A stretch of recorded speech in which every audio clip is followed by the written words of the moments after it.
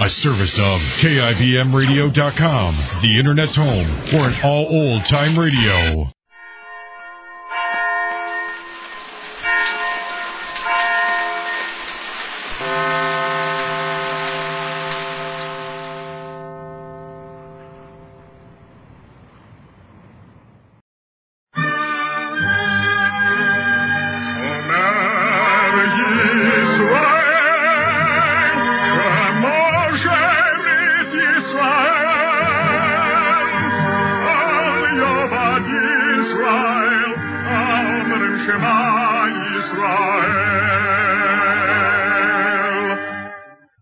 And the Lord spake unto Moses, saying, Command the children of Israel that they bring unto thee pure oil olive beaten for the light, to cause the lamps to burn continually in the tabernacle of the congregation, and it shall be a statute forever in your generations.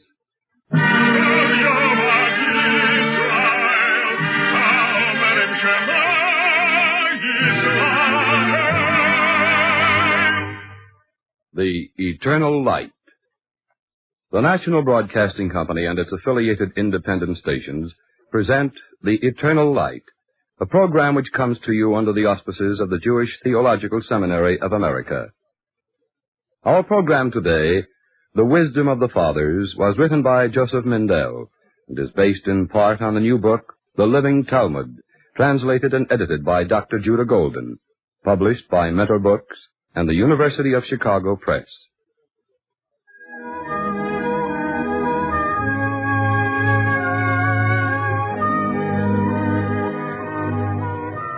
I hold a book written long ago and 700 years in the writing. Rabbi Tarfon says, The day is short, the work is plentiful, the laborers are sluggish, and the reward is abundant, and the master of the house presses. I turn the pages, reading, but I do not see the words. I hear the voices and the echo of voices, names remembered and names forgotten in the turbulent flow of time. He also used to say, It is not thy duty to finish the work, but neither art thou at liberty to neglect it. I will tell you a story of our day, but you must also hear the ancient voices, not because we owe a debt to history, but because the sons of every generation have need of the wisdom of the fathers.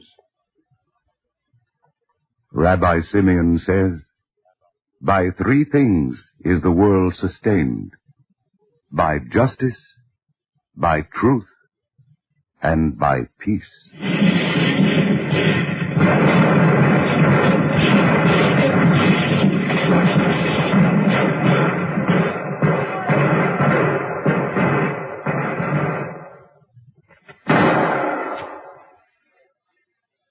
The story is not of battle, but of what comes after. What battle? Which war? Verdun, Madrid or Valencia, Normandy or Okinawa, Korea? It does not matter. The story is the same. When the guns are still, when the dying is done, there remain on the battlefield some of the living. It's so quiet. Funny, ain't it? Real funny. I'm laughing.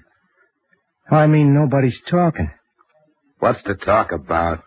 Lots of things, Green. Like, for instance, I was wondering... Do me a favor, Miller. Stop talking. If you don't want to listen, you don't have to. It's a free... Well, anyhow, I got things on my mind. Hey, Jordan, you sleeping? Sleep? Your eyes was closed. What do you think they're going to do with us, Jordan? You think they'll... You know what I mean. If they were going to finish us off, they would have done it right away. Then where are they going to take us? It's hard to say, Miller. Up north, I guess. Up north, huh? Yeah. Gets pretty cold up there, don't it? 10, 20 below in the winter. Yeah. Yeah, that's cold. What's the matter with you, Miller? Why are you taking off your shoes? Oh, just an idea. The shoelace is knotted. Cold don't bother me much. Back home, I didn't used to wear a winter overcoat, only a top coat, no hat. I don't care how cold it gets, just as long as my feet are warm. It's a funny thing, I can't stand my feet being cold. Real funny, I'm laughing. I'm putting on another pair of socks right now. There's no telling how long they'll let us keep our packs. Hey, that's a good idea. I'm going to do the same thing. Hey, how about you, Green? I lost my pack. Can't even remember when or where. How can anybody lose his pack? What's the difference now? I lost it. Okay. Here, put these on. I can't wear 3 pair of socks. Everybody up. On your feet. All prisoners. Stand up. I say, stand up. Oh, sure, Joe. I'm just tying my shoe. You're a tough Joe, ain't you? Shut up, Miller. You there. On your feet. He's wounded, can't you see? Hold your tongue. We send ambulances for wounded prisoners. You gotta get an ambulance. You're in business, Miller, so help me out. You. On ground. For last time. Get up.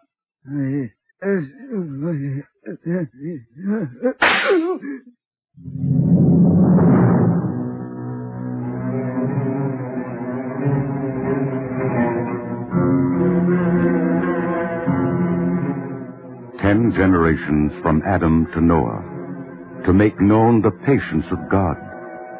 For all these generations continued to provoke him until he brought upon them the waters of the flood. How many generations are left to us? Rabbi Akiba used to say, in mercy is the world judged. How soon will justice overtake mercy? The prison camp was an abandoned village of small huts with 8 prisoners in each, crowded together. Little space, but much time. Weeks, months of time. Time enough to remember single moments. Nobody did anything, Jordan. It happened too fast, Miller. Oh, we could have picked him up. We were so close. You remember, Green? Sure, you were close. Close enough to get a bullet in your head, too. We could have carried him. He was a little guy. He's dead, Miller. 3 months, and you're still talking about it. But nobody did anything. Oh, for God's sake, make him stop, Jordan. When it happens so fast, you don't have the chance to think of the right thing to do. I thought of it, Jordan. Didn't you? Didn't you, Green? You make me sick. I thought of it. I saw the gun. And that's all I did. I'll tell you what I thought. I'll tell you what I think now. If you want to stay alive, you mind your own damn business. You hear me, Miller? In this world, it's every man for himself.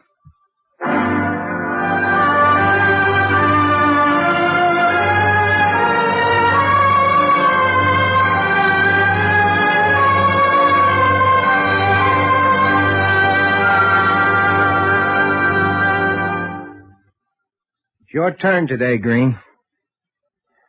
I said it's your day to sweep. I heard you, Miller. I heard you. All right, then. Here's the broom. Well, go on. Take it.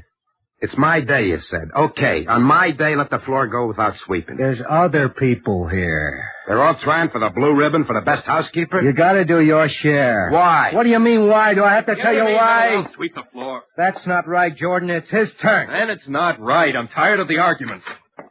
Down. Come on and get it. About time. Get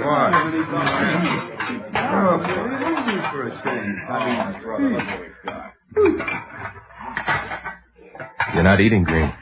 They put that gook in the rice again. Well, that's dried fish. I'm glad you got it. Glad? What for, Jordan? It has proteins and minerals. There are practically none in rice. The stuff turns my stomach just looking at it. I know how you feel, but you better eat it anyhow. I can't eat it, I tell you. What's the matter with you, Green? You don't care if you sleep on a dirty floor? You won't eat? Now, I'll tell you something else. Your shirt stinks. Nobody asked you to smell me. I didn't have to be asked. Why don't you wash it once in a while? You're so delicate, you don't have to get so close to me. Sure, I can get far enough away, but what about you? What about me? I'm not asking you to do anything for me. But how far away can you get from yourself?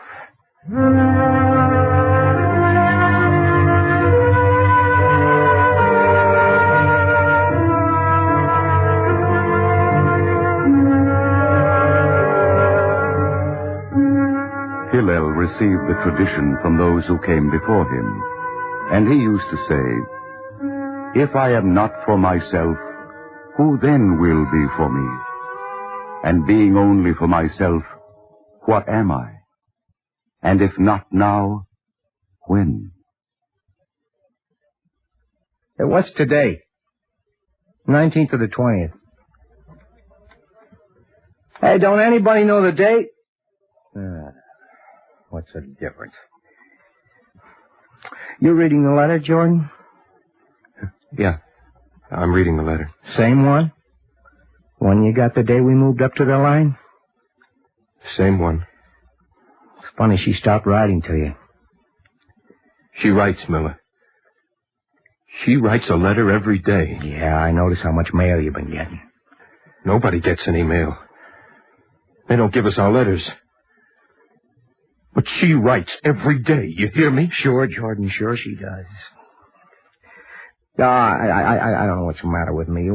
What's the matter with everybody? Just laying around with their eyes closed, not even talking. Ah, come on, wake up, you guys. Come on, wake up. You sleep all day. What do you do at night? I'll sleep some more. They didn't even turn around.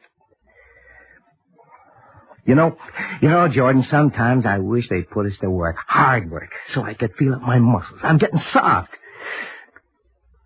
You're not listening to me, Jordan. Oh, excuse me, Miller. I'm answering her letter. What kind of talk is that? You're just sitting there staring. I answer it every day. Oh, there ought to be something we could do instead of just sitting and waiting and getting soft. What, Jordan? What can we do? Jordan! It's no use. Oh, no more use in fixing this sock again. The hole in the toe is as big as the one in the top. But wait a minute. Suppose I tie up the toe, and then tomorrow fill it with earth, and tie up the top. Then it's a ball.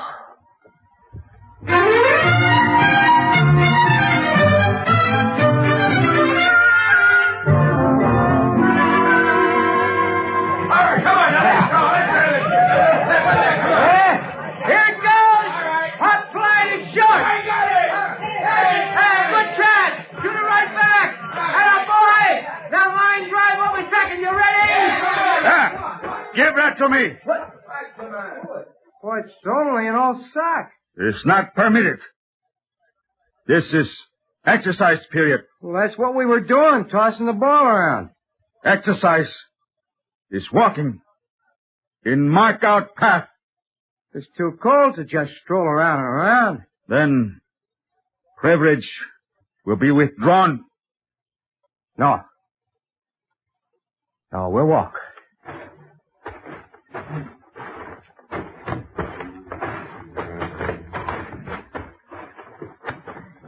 You know something, Jordan?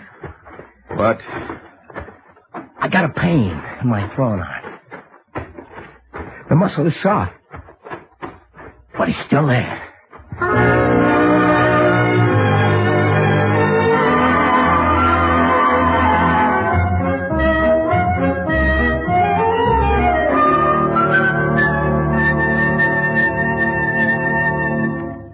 What do they want anyway? Oh, he told you, Miller. They want you to walk in the marked-out path. And that's what you'll do if you know what's good for you. That's right. You know what's good for me, Green, for all of us? I just told you. On the floor all day, your eyes open, not even sleeping. Is that good? Sitting around until your muscles, until they... Atrophy. What? Atrophy waste away because of disuse. You heard him. Is that what you want? We tried, didn't we? Today, we tried. Sure, you tossed a ball around. There's nothing we can do about it, Miller. This is a prison camp. You're telling me that's what I'm talking about. You don't make sense anymore. You're getting soft in the head. Well, what are you looking at? What did I say? Soft in the head. Hey, look. Look, they can stop us playing ball. But they can't stop us from using our brains. We got the time to think. Excuse me. I got atrophy of the muscles. If you don't mind, I think I'll take a little... No, don't. Please. Look, I can't stand to see you guys sleeping with your eyes open, looking at the wall. Relax, Miller. You're the nervous type. Now, listen to me. One thing we got is time, and plenty of it.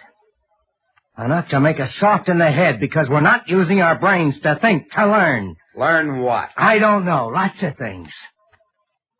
Jordan, you know all about proteins and minerals and atrophy. Not all. I only had 2 years of pre-med. Well, you can tell us about the body and how to keep it healthy as we can here, about germs and how not to catch things. Now, what do you say, guys? You know about the heart, Jordan? Oh, a little. My father died of a heart attack. I always wanted to know. You sit right there, Jordan, and start thinking. Huh? You think about what you're going to say tomorrow in your first lecture.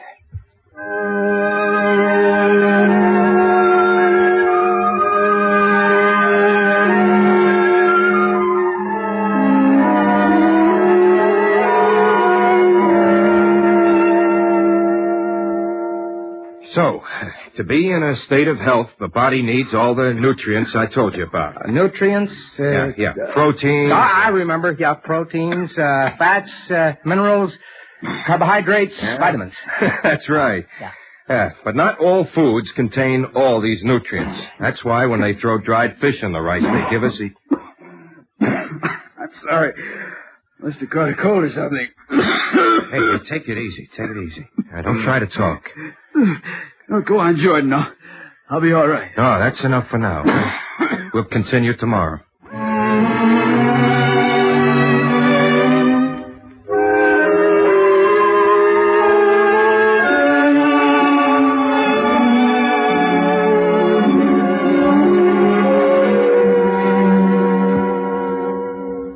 Now, the body gets its energy mainly from fats and carbohydrates, but only proteins can provide... Where are you going, Green? I'm sorry, Jordan. I didn't mean to interrupt. Green, if you're going to take a look at him, bring him some water. Oh, what are you talking about? Forget it. I'm going to lie down, take a little rest. You're breaking up the lecture. No, I'm not. I'm just not listening anymore, that's all. No offense, Jordan. Yeah, I understand. Never mind him. Let's go. Come on. Oh, look, I don't want to force anybody. I mean, I'll be glad to continue if that's what you want. Atrophy. That's what it is. Jordan, if you're willing to teach, here's one guy that's willing to listen and learn.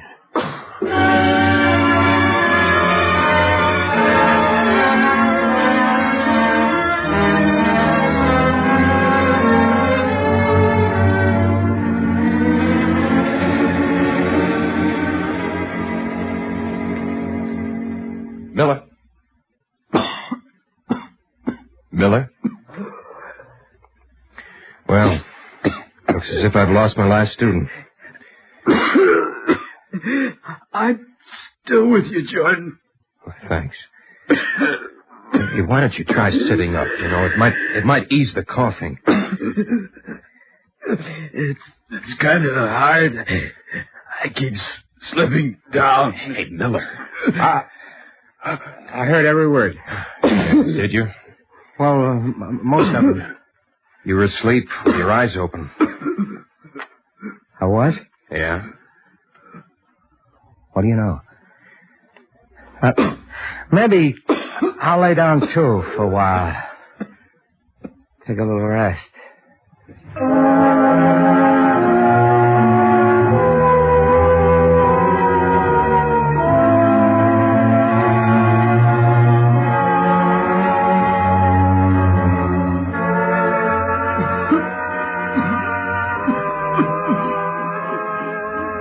got it bad, Jordan. When a man lies in one position like that, he gets bed sores. If he's got a bed. Well, sores just the same. It's nasty. You stop that coughing?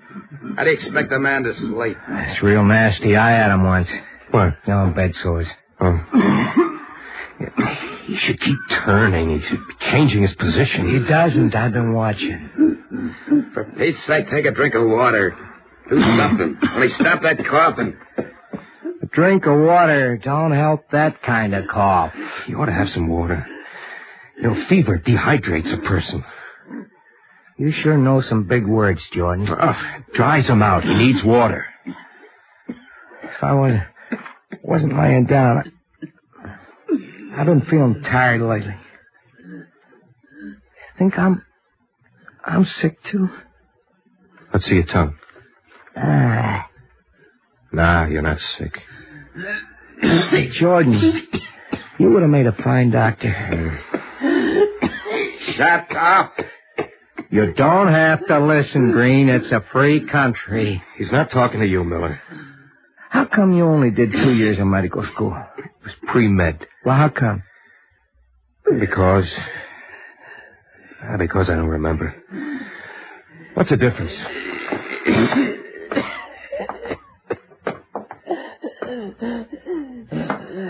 Hey, will you look at that?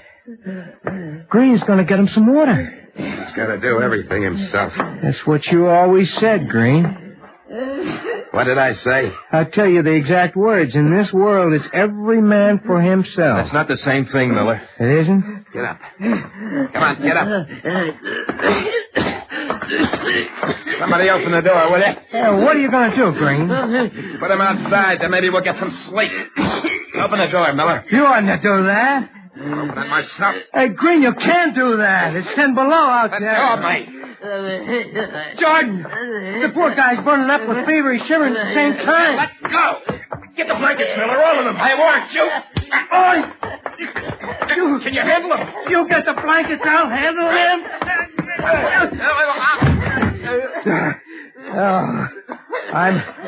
I'm going to let you up now, Green. If you start anything to help me, I'll break your arm.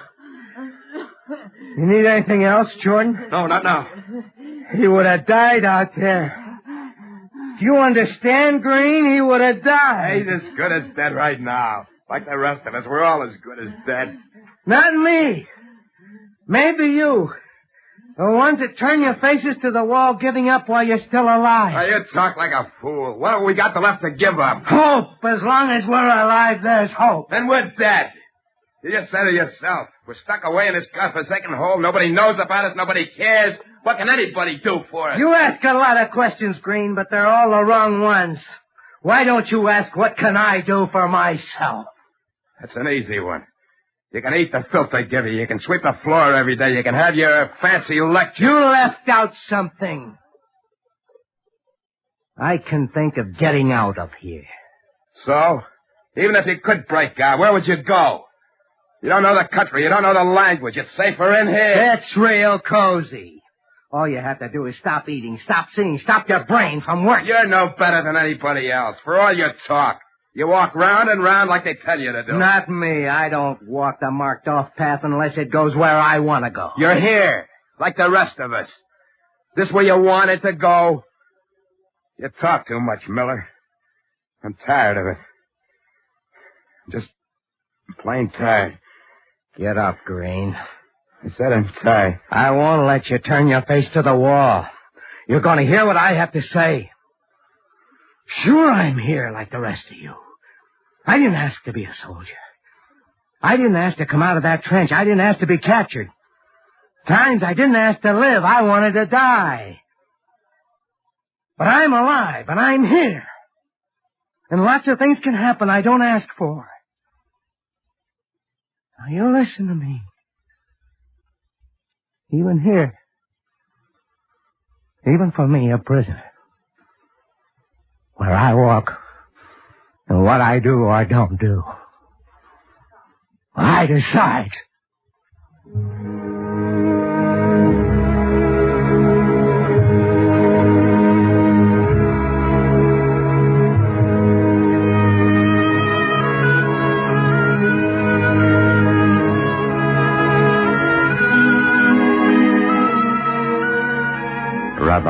Eleazar HaKapar used to say, "Against thy will art thou formed, against thy will art thou born, against thy will dost thou live, against thy will die, and against thy will shalt thou give account and reckoning before the King of kings, the Holy One, blessed be he." The dry voice of long ago echoes today's anguish. Life and death are the bars that make all men prisoners against their will. And yet between the one and the other, between the first breath and the last, the prisoners are not bound but free, as it was also said long ago. Rabbi Moses ben Maimon, called Maimonides, said, "Take careful note of this statement, which mentions things that come to pass by nature, over which a man has no choice. But the Mishnah did not say that thou dost stand still, or walk, or transgress against thy will. No, not against thy will."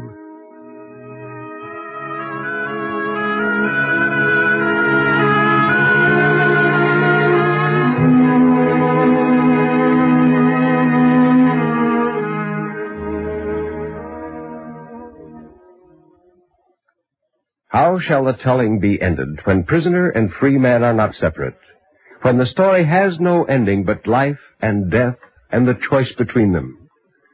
It may be that the end is in the beginning, in the book written long ago, that the sons of all the generations may know the wisdom of the fathers. Hillel used to say, "Do not judge thy comrade until thou hast stood in his place." And he said, "Where there are no men, strive to be a man."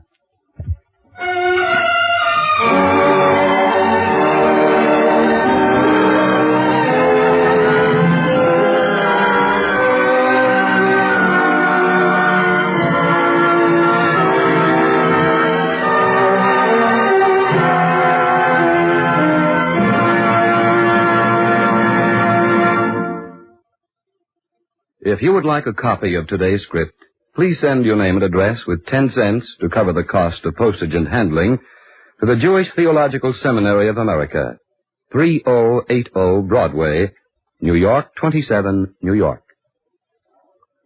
Our Eternal Light drama today, The Wisdom of the Fathers, was written by Joseph Mindell and is based in part on the new book, The Living Talmud, translated and edited by Dr. Judah Golden, published by Mentor Books and the University of Chicago Press.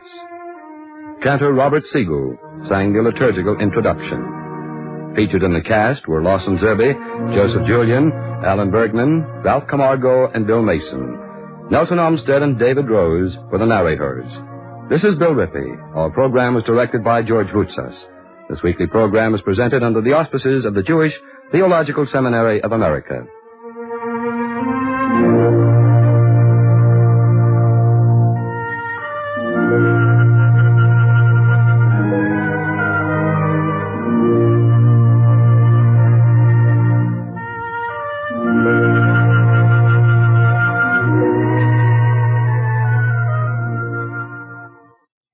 This is the NBC Radio Network.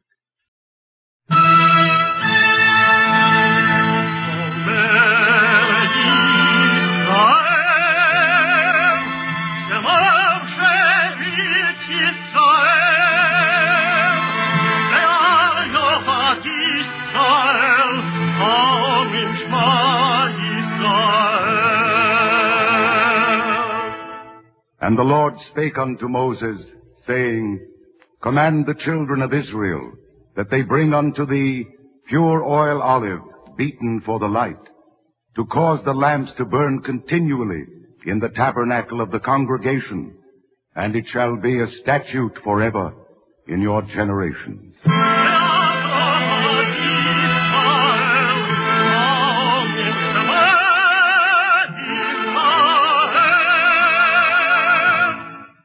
The Eternal Light. The National Broadcasting Company and its affiliated independent stations present The Eternal Light, a program which comes to you under the auspices of the Jewish Theological Seminary of America. Our program today, Sam's Farm, was written by Ruth Gruber and is based on Miss Gruber's article, He Makes the Deserts Bloom, which appeared recently in the Reader's Digest.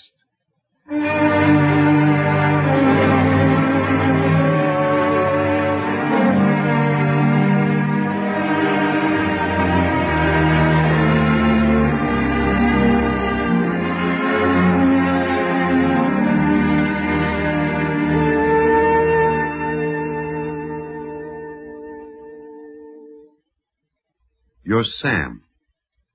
You're Sam Hamburg. You're 6 feet tall, but you're stooped from 30 years of smelling and turning the good earth. You're 57, but sometimes you look 70, with furrows in your face like the furrows in your land. You're Sam Hamburg, who conquered the desert in California. And out of the agony and loneliness and torment of your life, you did good and noble things. You were always a lonely man, Sam Hamburg, a dreamer who was drawn to the land. From the days you landed on these shores in 1920, a penniless immigrant of 20, you were drawn to the desert. Sam, stay here in New York. You are my sister's son. We will help you. No, Uncle Saul. New York is not for me. I'm going out to California to study farming. What kind of nonsense is this? Farming? A bright young boy like you, a farmer. Stay in New York. You belong here. You're a writer, a poet. Ah, Shmulik, I remember how you translated Hauptmann's Weavers into Hebrew when you were 12 years old. You'll work in my printing plant a while. Then you can write. You love music. You can go to concerts. This is a world for you to conquer. I don't belong here. I belong on the land.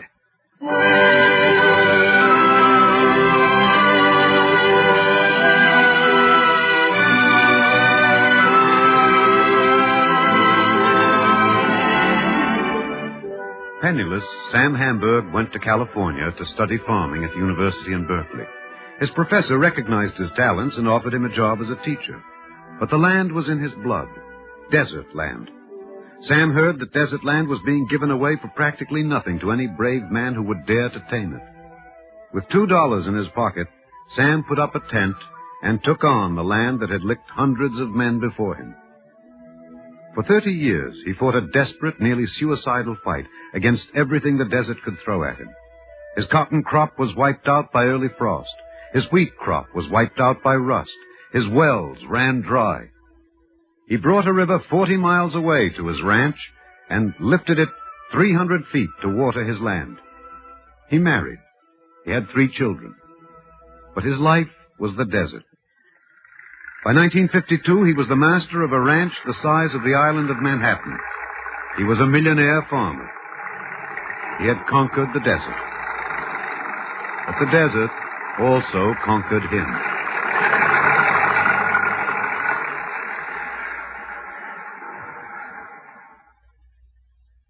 His desert was blooming, but he had all but destroyed himself. At 52, he was a lonely, restless, almost broken man. He left his desert and went to the mountains to search his soul. High in the Rockies, at Aspen, Colorado, he heard Dr. Albert Schweitzer play Bach at the Goethe Festival. He was playing the 130th Psalm. Out of the depths have I cried unto thee, O Lord.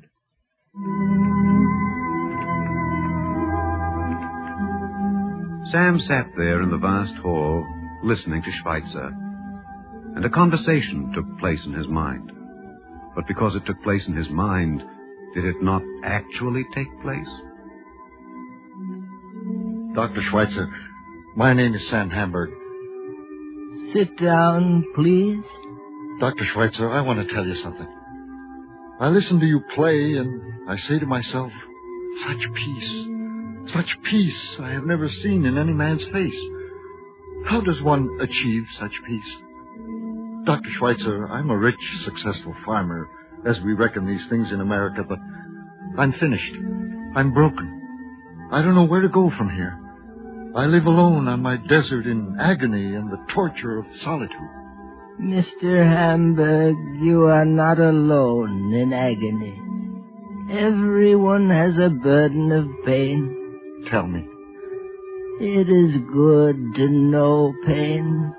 Those who have learned what physical pain and bodily anguish mean belong together.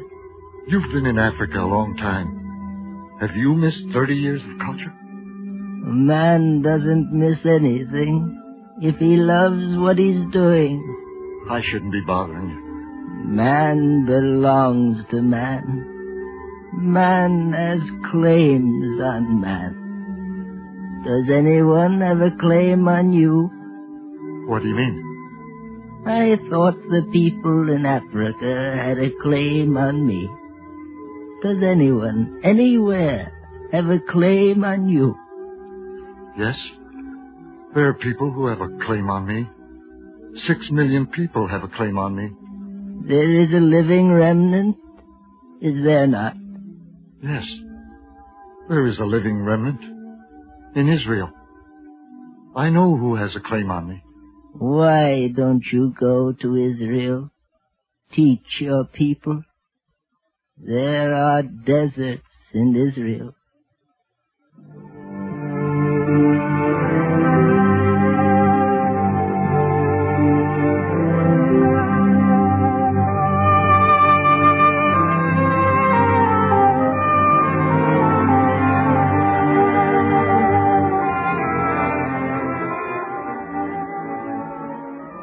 A rich and broken man returning to his people in search of himself. And the desert was in Israel, and Sam Hamburg raged with anger and went to David Ben-Gurion. Your farms are ridiculous. We still eat. Your people are afraid of this land. We came here. Sure, it's no jungle. You've been farming for 50 years, barnyard farming. Our people ripped up these rocks with their fingernails. So what? They love this land. Love isn't enough. What are you talking about, love? Love with apologies, love with fear, love without horizons. That's not love. Horizon. Our whole vision is of one great horizon. Your farms have no horizon. Your farmers know only how to plant tiny fields with tiny plants. What do you want? Little fields mean little production. Little production means poverty. Big fields mean good living. We have found a wasteland. I know. It's still a wasteland. But the wasteland is not only in the desert. It's in the heart of the people. You're all afraid. You have vision, Mr. Prime Minister, but you too are still afraid. Afraid? Of what? Of your land. Of your capacity to produce. You don't know what you got here. The best soil in the world. The most uniform climate. Mr. Humble, what do you know of our desert? I'm a desert farmer. You can raise the finest cotton in the world. Come to the Negev with me tomorrow and pick out the places for cotton.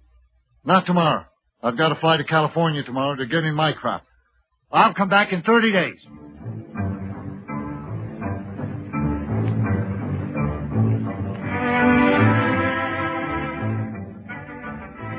On the morning of the 30th day, on the 15th of March, on the 18th day of the month of Adar, a safari of some 50 experts set out for the Negev. In the lead car sat two men.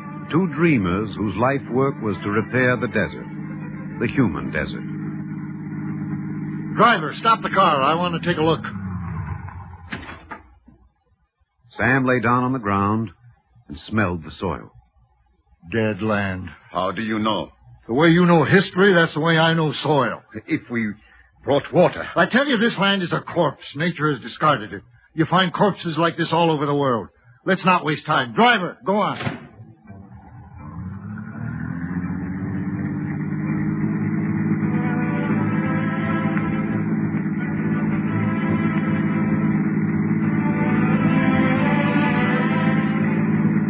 Stop here. This is Yibin. Is this good land? Yes, master. This land is good. Not a blade of grass here. It will raise crops. How do you know? I feel it. How do you feel things like that? The experts tell me this land won't take water. Experts, bookkeepers. You don't know what you got here. I'm selling you real estate. This land is your salvation. Give me a piece of desolation, and I'll build you a farm. I'll send you my machines and my men from California. I'll bring you my seeds. I'll teach your farmers to look up from their tiny fields and their tiny barnyard crops. I'll teach them to plant straight furrows. Your price. Master, I don't need money. I need you. I need to help you.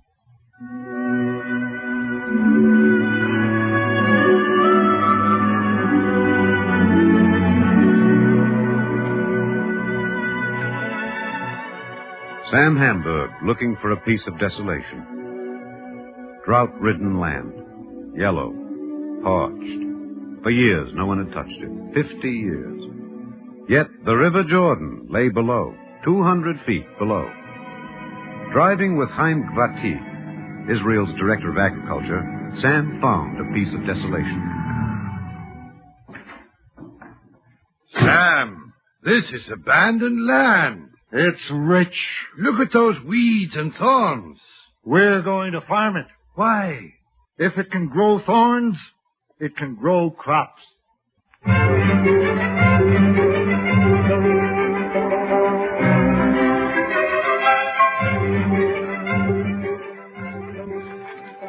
They made a fire. They burned weeds. They burned thorns. Wild pigs ran out of the suddenly naked hills. Sam bent down and smelled the soil.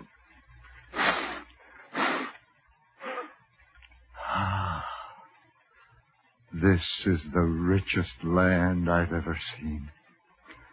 We're going to farm good here. Okay, Sam. This is your farm. Chavad Shmuel, we'll call it. Huh? Sam's farm.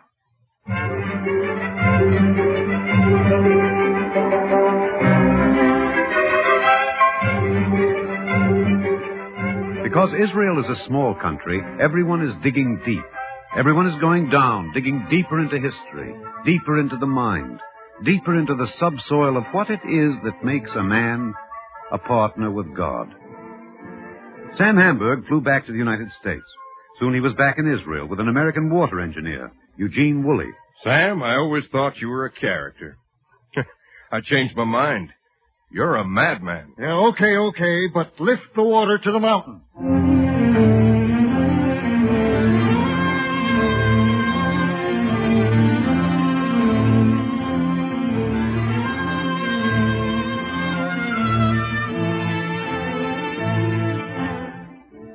Engineers from America. Equipment Sam had designed, sent from his ranch in California. They built lifts, ditches, canals. They raised the River Jordan 220 feet high. Sam had the water now to kiss his land. He taught men and women how to plant long, straight furrows of cotton, hybrid corn, peanuts, sugar beets, tobacco, winter tomatoes. They worked on Chavat Shmuel, on Sam's farm, by day, and went home to their immigrant camps at night. Shoemakers from Tunisia, merchants from Baghdad, silversmiths from Yemen, beggars from the Mellahs of Casablanca, planting furrows to the horizon. And when the water came up out of the Jordan and flowed across the straight furrows, the men and women from all the ingathering stopped their work to watch the miracle. We read it in the book of Isaiah. And the parched land shall become a pool, and the thirsty land springs of water. Isaiah said it, and he was right. But it's going to be rough work. We gotta fix the desert. We gotta fix the people, too. You're ruining this cotton. I'm doing what you taught me. Pick up your check. You're through. Oh, I have a sick husband, little children. What will I do? See the welfare department. What's all the fighting about? She spoils every bowl of cotton she touches. How can we raise cotton with such people? They were never on the land. You can't fire her. This is her land. Lady, what's your name? Sarah. A good name. A mother in Israel. You never saw cotton grow before, huh? Never. Well, I'll teach you. You'll be the best cotton picker in the desert. Now watch me and you'll see how it's done.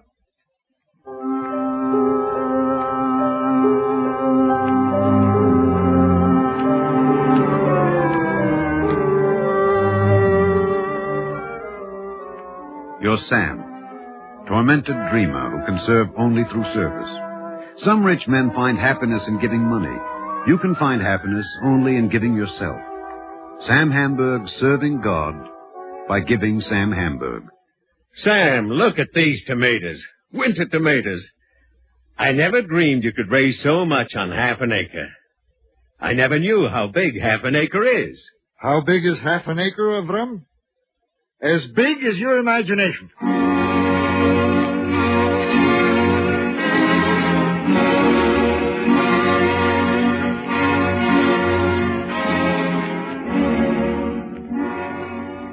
How big is Israel? How big is man? Measure it in height and depth and heart. How big is Israel? As big as the capacity of your land to produce. As big as the desire of your people to suffer and survive and win. Sam was learning to measure Israel. He flew back and forth, California to Israel, Israel to California, 5-6 times a year. Sam, Sam, Sam, the repairman, repairing the desert, repairing the people, repairing Sam. The loneliness still there. The agony still there. That other lonely man, David Ben-Gurion, still there. The two lonely men met one night and talked of the great vision of loneliness. Why do you love your California desert, Sam? Master, why do you go to Steb Booker in the desert? There is a tremendous sense of achievement when you are developing a desert. The desert is our future. The Negev is the future of Israel. We are moving south in the desert the way you Americans move westward in the prairies. The whole world is one desert. Every man must go to the desert to find himself, to get away from people for a while, and become part of the stars. That's when you can see things clearly. That's when you know what road you should take. To me, the desert is loneliness. Loneliness is a clean thing. Loneliness is atonement. Loneliness is dedication. Loneliness is the power to take scorn, defeat, nightmares. Loneliness is strength. The strength for tomorrow. There are no friends in the desert. We desert people, you and I, we don't know how to have friends. But there's a brotherhood of anguish there in that loneliness. You know, Sam, in Jewish history, the people who wanted to do something for other people had to find themselves first. Remember, our prophets had to go to themselves first. Remember, our prophets had to go to the desert to purify themselves. That was standard training for prophets. To be a prophet, you didn't have to go to college and get a PhD. You had to suffer. You had to know hunger. You had to know pain. You learned it in the desert. Sam, what are you looking for in the desert? I'm looking for God. And? Master, I don't know nothing about theology or philosophy or history. But I learned in that California desert that you develop a desert forever. It's not like you're building a bridge or a factory. It's eternity. You're moving into eternity. You're moving into the mystery of the universe. Everything has a rhythm. Day follows night. Night follows day. Summer follows the spring. The earth moves around the sun. The moon rises and sets. A woman gives birth in 9 months. The universe is working for you. When you learn the direction of life, then you've learned what the desert can teach you. Why were you so long in coming to us? I wasn't ready. 30 years on the desert purified me. Now I go to Israel, clean. It is written that he who begins a good deed is asked to complete it. Sam Hamburg had begun his mitzvah, his good deed. Now his days and nights were spent completing it. He drove around the country. He came to a transit camp in Beer Tuvia. He saw new immigrants, unemployed, doing make-work jobs, weeding trees. I see $200,000 lying on that soil. And you've got people wasting their time weeding trees. What would you do? Teach them to raise carrots.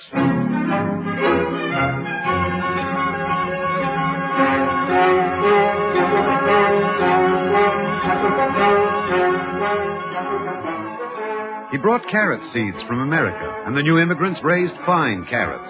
He taught them to put the carrots into cellophane bags, and they sold the bags of fine carrots to the American troops in Germany. Immigrants no longer unemployed, and they moved out of their tents into pretty white stucco houses. Hey, you, how you doing? Fine. What's your name? Shalom Gamliel. You ever raised carrots before? I never saw a carrot before. In Yemen, we believe in miracles. There's an American. His name is Sam. He flies down here like a bird. When Sam comes, the land is empty. He works the land. When he is gone, there is a farm, and there is food, and there is joy in the hearts of the people. Before he came, we were hungry. Now we can eat. Do you ever see this man? No, I never see him. No one sees him. He comes fast. He goes fast. But I tell you, we are an old people. When we pray in the Shakrit service, every morning we thank Sam. He gives us shoes. He gives us food. He gives us work again. You are Sam. How do you know? I see it in your eyes.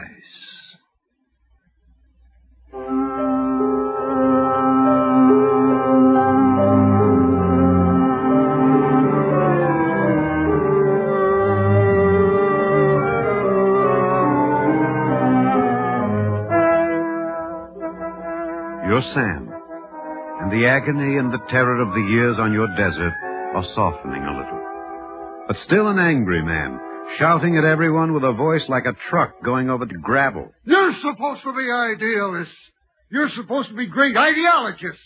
I don't know nothing about your ideology, but your cotton is burning. I know about cotton.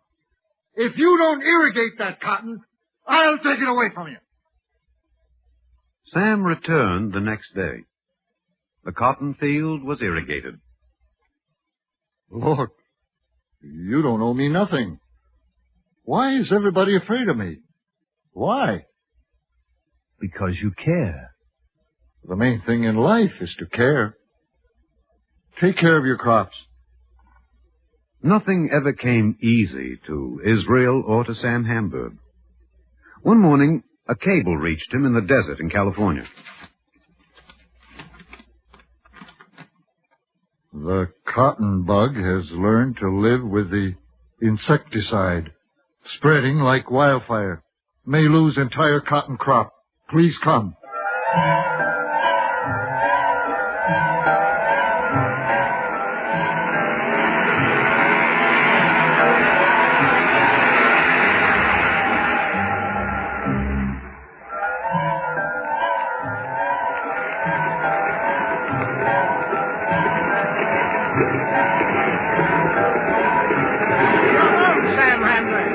To save our cotton? Welcome back. We hope you'll save our cotton. This is Cole Israel. Attention, Sam Hamburg has just arrived. Sam is back. That's Sam. Flies in like a bird. I warned you, farmers, if you leave an inch of cotton unsprayed, you're in trouble. What were you doing? Drinking tea? You can't lick the desert with committee meetings. Anyway, here's new insecticide.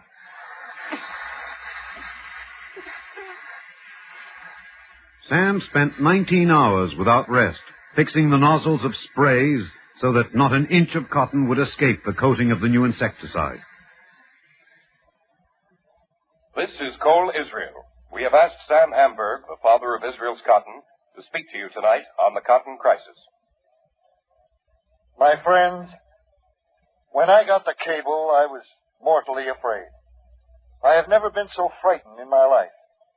I thought the whole thing we had built together was falling apart. But these are the pangs of birth. Now I'm glad it happened. I know the love and devotion you've brought to the planting of cotton. Now you'll be more careful. This is precision work. You can't outsmart nature. She never lets you get careless.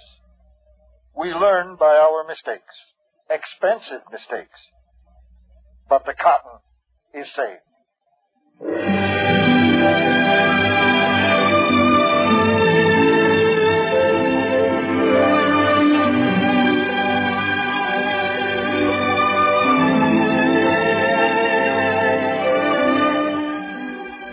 And the cotton grew tall at Chavat Shmuel, Sam's farm, the land that the builders themselves had rejected.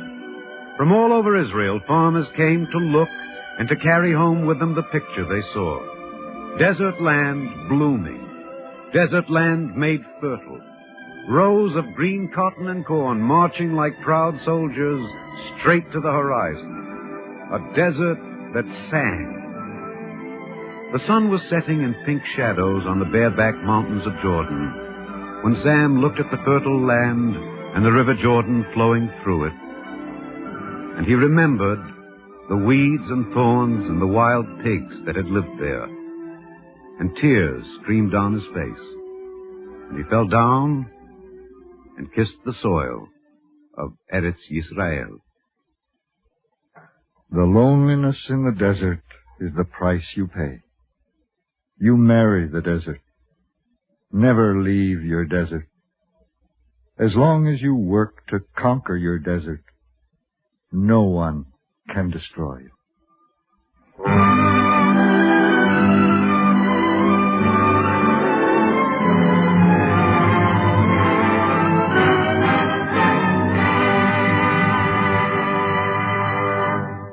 If you would like a copy of today's script, please send your name and address with 10 cents to cover the cost of postage and handling to the Jewish Theological Seminary of America, 3080 Broadway, New York 27, New York. Our Eternal Light drama today, Sam's Farm, was written by Ruth Gruber and was based on Miss Gruber's article, He Makes the Deserts Bloom, which appeared recently in the Reader's Digest. Cantor David Putterman sang the liturgical introduction. Featured in the cast were Joseph Boland as Sam Hamburg, David Ben-Gurion was impersonated by Ben Estar, Albert Schweitzer was impersonated by Leslie Barrett. Others in the cast were Ronnie List, Ivor Francis, Alan Bergman, David Ross, Kerry Mark Joels, Mandel Kramer, Daniel Acco, Charles Webster, Sam Raskin, and Ida Reese-Marin. The narrator, Alexander Scorby. This is Mel Brandt. Our program was directed by George Voutsas. This weekly program is presented under the auspices of the Jewish Theological Seminary of America.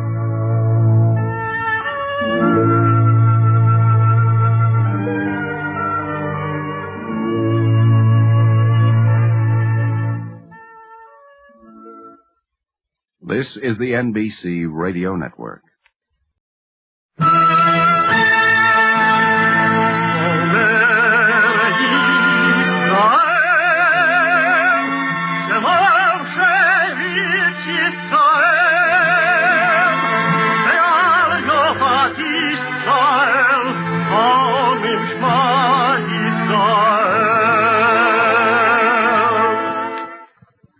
And the Lord spake unto Moses, saying, Command the children of Israel that they bring unto thee pure oil, olive beaten for the light, to cause the lamps to burn continually in the tabernacle of the congregation. And it shall be a statute forever in your generations.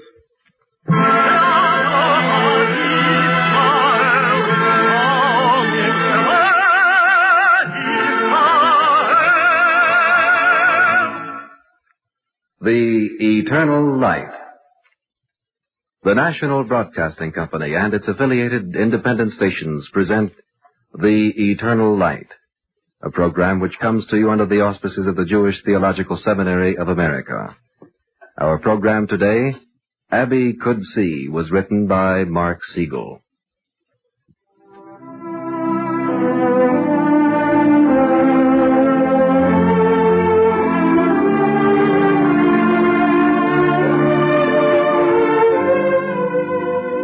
He was a doctor, He could have been a teacher or a carpenter or a businessman. It wouldn't have mattered, not really. It could have been anything. His name was Abner Curtin, and he lived in New York, and he affected the lives of thousands of people. But I don't think that's the most important thing about Abbie. The important thing is that Abbie could see. What does it mean when you say a certain man is your best friend? That you've known him a long time? Yes. That you've been through a lot together? Of course. That you can count on him? Certainly. But I think there's something else. A friend is really a friend when he helps to show you your way through life. And that Abbie did from the very first time I talked to him. We were at college together, both of us on the track team at Columbia in New York. And they're off in the 100-yard dash ball. Curtin from Columbia and then Baker of Cornell. How do you search this third? Oh, this boy Curtin can really go. Wait a minute now. Baker is edging up on Curtin. They're fighting for the tape, and there it is. It's Baker of Cornell first. Curtin of Columbia second. And that's a bit of an upset, folks, because Curtin was ready to win the 100-yard dash. I watched Abbie Curtin slip on his jersey and head for the locker room. He didn't look like a man who'd just been defeated. And something about his face made me follow him inside. Maybe even then I knew there was something to be learned from Abbie Curtin. Well, tough luck, Curtin. That was a bad break. Oh, hi. Thanks for the sympathy. You don't seem to need it. Well, you can't win them all, boy. You should know that. Oh, I know it, but I sure can't accept losing as easily as you seem to. Who lost? Are you kidding? Or was that someone else out there I just saw come in second? No, that was Curtin of Columbia coming in second. And watching his chances for the Olympics go down the drain. And by a fluke, too. That fellow from Cornell never ran the 100 that fast before. I know. You're new on the squad, aren't you? Mm-hmm, just this year. I thought so. What do you mean you thought so? I just thought so. Look, friend. Greenberg. Joel Greenberg. Look, Greenberg.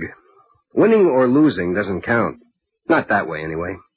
You'll find that out. Winning or losing doesn't count. Well, it's doing your best, Greenberg. That's what counts. I suppose that's what they give the medals for, doing your best. The medals don't count much either, Greenberg. Wait a minute, Kurt. Let me get this straight. You mean to stand there and tell me you don't care whether you won or lost? You don't care about killing your chances to compete in the Olympics? Of course I care. But I care a lot less about that than something else. What do you mean, something else? I made that fellow from Cornell run faster than he ever ran before in his life, didn't I? I ran my best, and I made him run better. We both won that race, Greenberg. Both of us. Don't you see?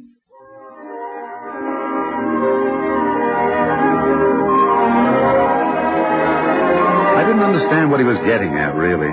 Not for a long time. But even then, I felt that the unique quality in Abbie was his way of looking at things. It was as if he looked under the surface always, as if he looked always for the truth, the real truth. It'll be medicine, Joe. I've about decided. Surgery, I hope. That's great, Abbie. You'll make a wonderful doctor. Oh, try, Joel, that's for sure. I'm certainly glad we're going to be in the same profession. The same profession?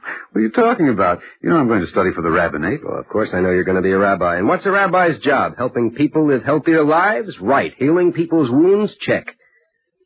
I'm certainly glad we're going to be in the same profession.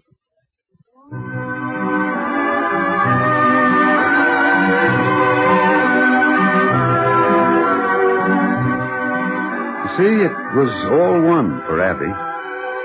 He'd never read Maimonides or the other sages who said that a man can't have a perfect soul in an imperfect body. But something in him reached for that truth and found it. And when he'd found a truth, he would hold it, nurture it, examine it. Years later, long after we'd left school, the phone in my study would ring and Abbie's voice would insist that we were in the same profession. Is this Dr. Greenberg's office? Rabbi Greenberg's study. Look, Abbie... Doctor, I have an acute infection of the upper intellectual tract and a clear case of allergic reaction to work this evening. In other words, you'd like to come over and talk this evening, Abbie, huh? Doctor, it's what I've always said. You're a remarkable diagnostician.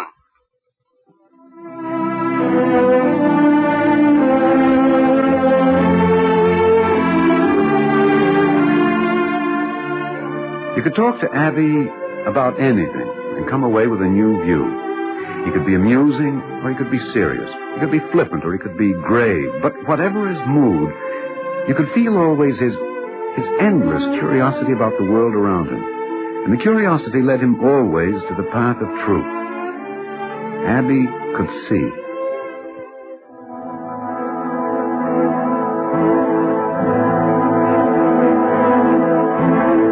By the time the war years came, Abbie had married and started a family.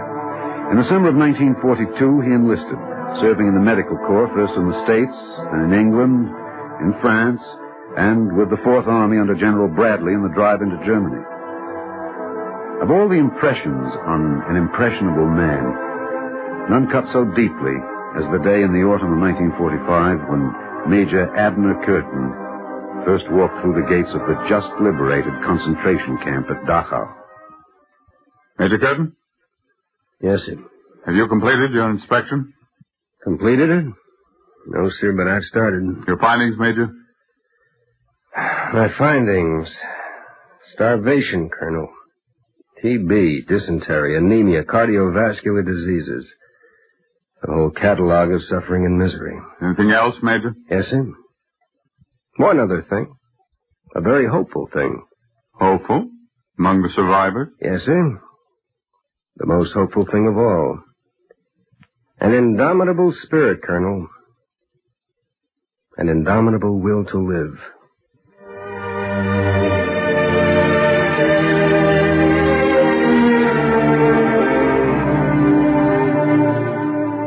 He worked with the survivors, fanning back the breath of life into emaciated bodies, speaking a language of sympathy and compassion that communicated without words. And when the first phase of relief had been completed, Abbie Curtin stood once again before his superior officer. You've done an extraordinary job, Major. Given the circumstances, a brilliant job. Oh, thank you, Colonel. You'll do well to get some rest, Major. You've had a trying time of it. Rest? Yeah. Colonel, I don't think I'll ever be able to rest again. I think I understand what you're feeling, Curtin. I've been inside the camp myself. Well, Colonel, some way... Oh, I don't know how yet, but some way we're going to have to make up for what we've done to these people. We haven't done anything to them. It's the Nazis who've done this. Well, we've made a world in which there can be Nazis. We're as guilty as they are. Major, you're tired. You're overwrought. I'm not that tired, What's Colonel. more, you're a perfectionist. Curtin, take an older man's advice. Don't try to change the whole world at once. All right, I'll take your advice, Colonel. Good. That's better. But nothing's going to stop me from looking for a way to change it just a little bit at a time.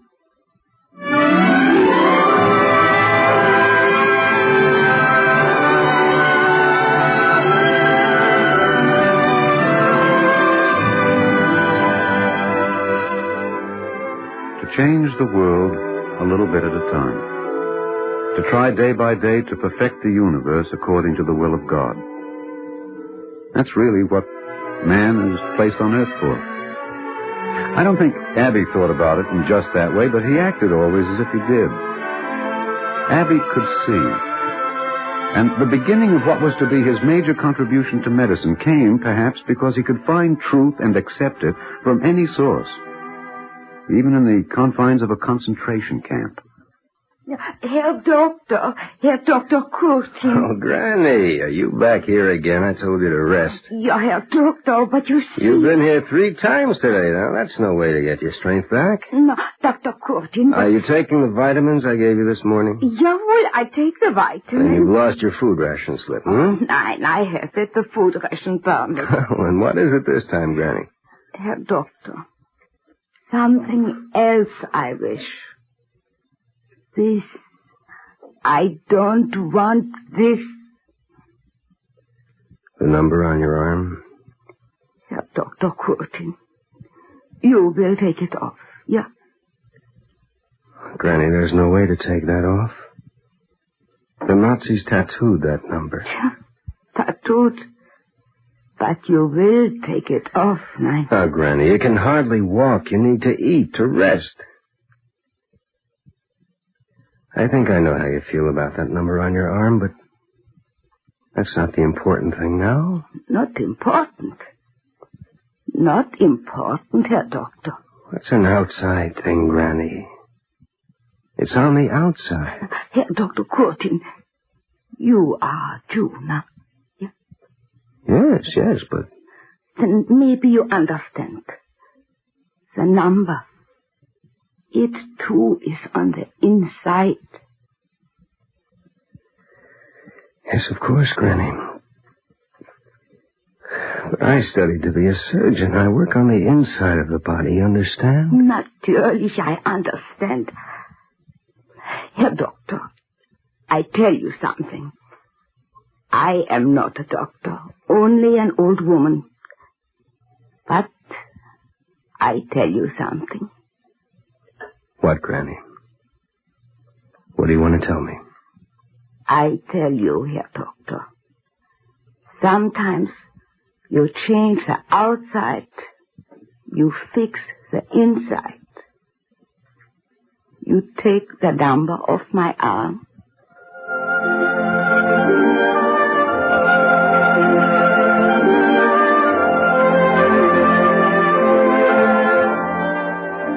Sometimes you change the outside, you fix the inside. In a world in which most thoughtful people pride themselves on their understanding of the unimportance of externals, Abbie could see that there was truth, too, in the opposite view. Sometimes you change the outside, you fix the inside. When Abbie returned from the Army, he specialized in dermatology, that field of medicine that has to do with the skin, with the outside sheath, which, when changed, can often fix the inside, the inner life, which is the spirit of man. They came to him, the patients, with the 1,000 ailments that the skin is subject to, and he dealt with them with the skill and understanding of a human being who knows that the effects of eczema or psoriasis can be more than skin deep. He was a good doctor, and his patients loved him, and they were grateful for his gift of vision as much as his gift of skill. But he was impatient with himself, impatient perhaps with the limitations of medical science, and he pushed against the outer frontiers of knowledge in his field with a restless intellect and an enormous energy. Yes, Dr. Curtin? Miss Green, have the new medical journals arrived? Yes, sir. They just come in. Will you bring them in, please?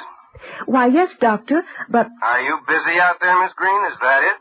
No, sir. But you only have 3 minutes until your next patient, Doctor. 3 minutes? Miss Green, in 3 minutes a bud can bloom, a child can be born, a continent can be discovered, or a man can fall in love. Please bring in the medical journals. He was in a terrible hurry, but he had more time than any man I ever knew. Time to smoke 100 cigarettes a day, time to read a score of books a week. Time to build a family and see 8 patients at a time and work in community causes and collect stamps. He had time for everything, even for facing defeat with patients who had skin conditions beyond cure.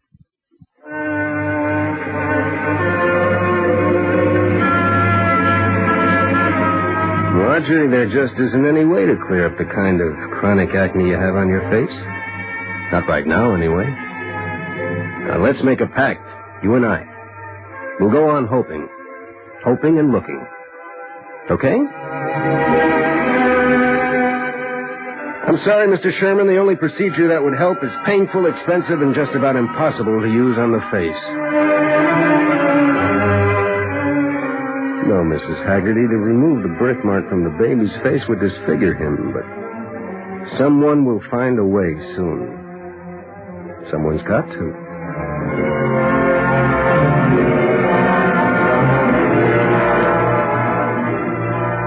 Abbie Curtin knew that for thousands of years, pits and scars and blemishes of the face had been the bane of patient and physician alike. Hundreds of doctors had searched for some technique of removing the blemished outer layer of skin so that new skin and a new life for the patient could be formed. Like other specialists in his field, he knew that sandpaper had been used effectively during the war to remove deep facial scars. He was familiar with efforts to use motor-powered tools to reshape the surface of an afflicted face. He was familiar with all this, as other dermatologists were. But he was familiar, too, with the voice of an old woman in a just-liberated concentration camp. You will take the number off my arm, Herr Doctor. And he was familiar with the truths he had sought and found, the truths of his own life's experience. Perhaps this was the difference. Abbie could see. He could see that there are no failures when a man strives to fulfill himself. There are only little steps towards success. Miss Green, I want you to get some things for me at the hardware store around the corner. The hardware store, Dr. Curtin? Mm-hmm. Please, here's the list. Sandpaper, grit 0, and double 0, a hand drill. I didn't know you were a do-it-yourself addict, Doctor. I'm not, Miss Green. Oh, you're buying these things for your kids, then. No, not at all. On the other hand, you may be right. That may be just what I'm doing. We'll see.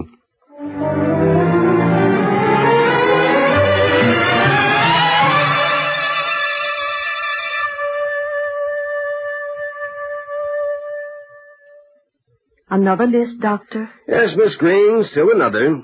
The hardware store again? I think I've bought every item they sell there in the last year. No, it's not a hardware store this time, Miss Green. Starting today, we'll see what the dental supply houses have to offer.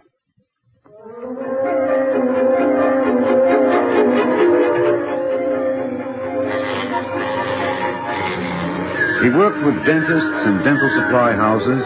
He talked with carpenters, and he watched machinists at work by the hour. He read and studied and researched and experimented, and the days became weeks, the weeks months, and the months years. He tried sandpaper discs. Throw them all away, Miss Green. They won't work. He tried burrs, cutting knives, variations of everything anyone had tried before. Well, Miss Green, we found out what won't work. Then you're giving up, Doctor? Giving up? We're just starting. This has been very successful thus far. You can't find out what will work until you know what won't.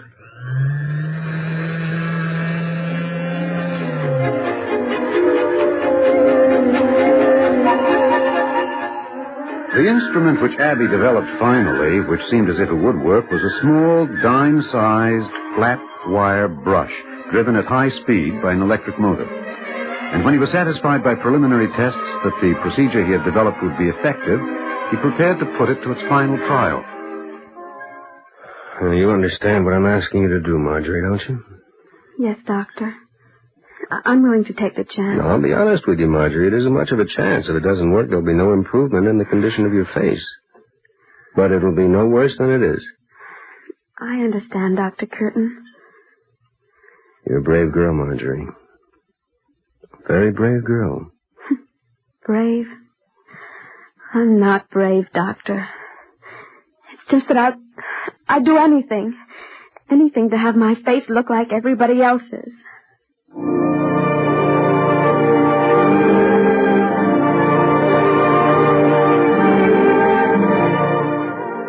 The procedure was simple.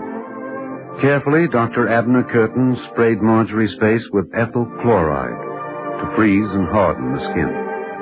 Carefully, he brushed the defects of the skin away with the precision instrument he had developed. Well, that's it, Marjorie. That's all there is to it. That's all, Doctor? That's all. It didn't hurt. Not really. I knew it wouldn't.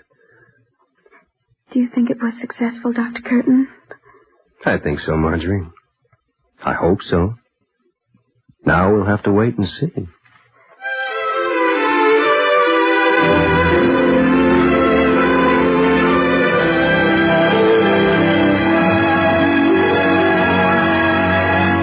I'm going to take the bandages off now, Marjorie.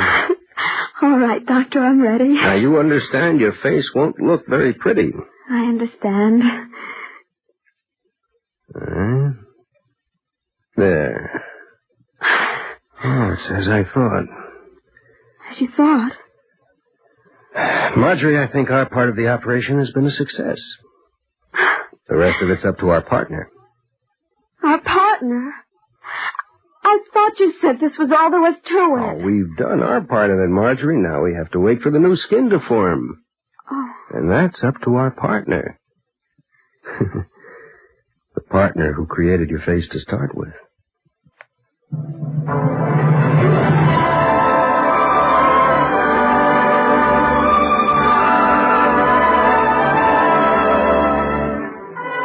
In 4 weeks, Marjorie's face was like other girls' faces, and a new procedure and a new word had been added to medical knowledge.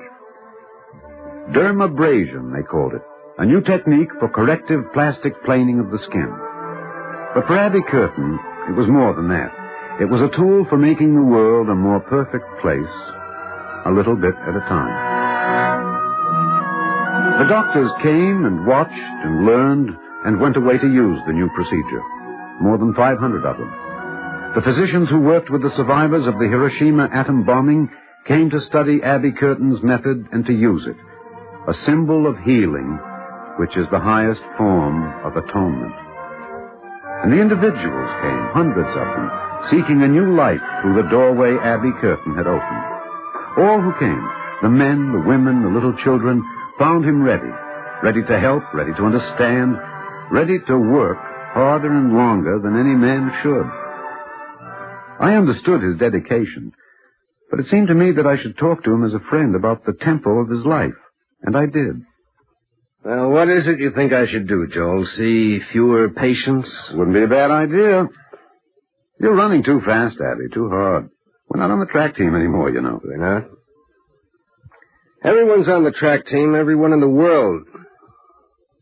And I told you long ago, Joel, it's not who wins the race, it's how you run it. But everyone in the world isn't seeing 8 patients at a time. Everyone in the world isn't smoking too much and eating too much and sleeping too little. That's an interesting diagnosis, Doctor. What do you prescribe? I prescribe slowing down, Abbie. I'm serious about it. Well, Joel, you're talking to me in my terms. In medical terms, yes? Curious, but I suppose I am. You're telling me that one of these days I'll have a heart attack, that I'd better live a little less to live a little longer. Well, I didn't say that. Oh, that's what you mean. We've always been honest with each other. Now, isn't that what you mean? Yes, I suppose so. That's really what I am saying. Well, let me talk to you in your terms, then, for just a minute. All right, I'm listening. I'd rather live fully, Joel. Even if it means I don't live quite as long. I said I'd talk in your terms. I will. What's the injunction? Thou shalt choose life. Well, that's what I'm asking you to do. Let me finish. Thou shalt choose life so that you may live, you and your seed. Well, Joe, I don't know how it is for anyone else. I only know how it is for me. I have to run the race. If I stop now, I'm nothing. That's the real death. When a man stops living life fully every minute, every second. Now, there's no promise of tomorrow, but that doesn't mean tomorrow won't come. You plant a seed, perhaps you'll never see the tree. Now, does that matter? The important thing is that the tree of wisdom should grow.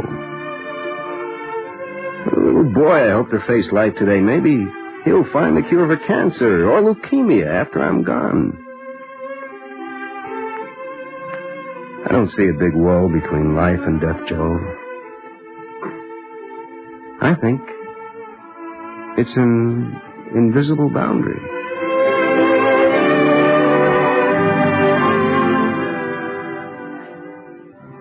Perhaps you wonder why I tell you this. You see, it was the last time I ever talked with him. Abbie Curtin died in 1955 at the age of 43. He was a doctor, and he affected the lives of thousands of people. But he could have been a teacher, or a carpenter, or a businessman. He could have been anything. The important thing is that Abbie could see.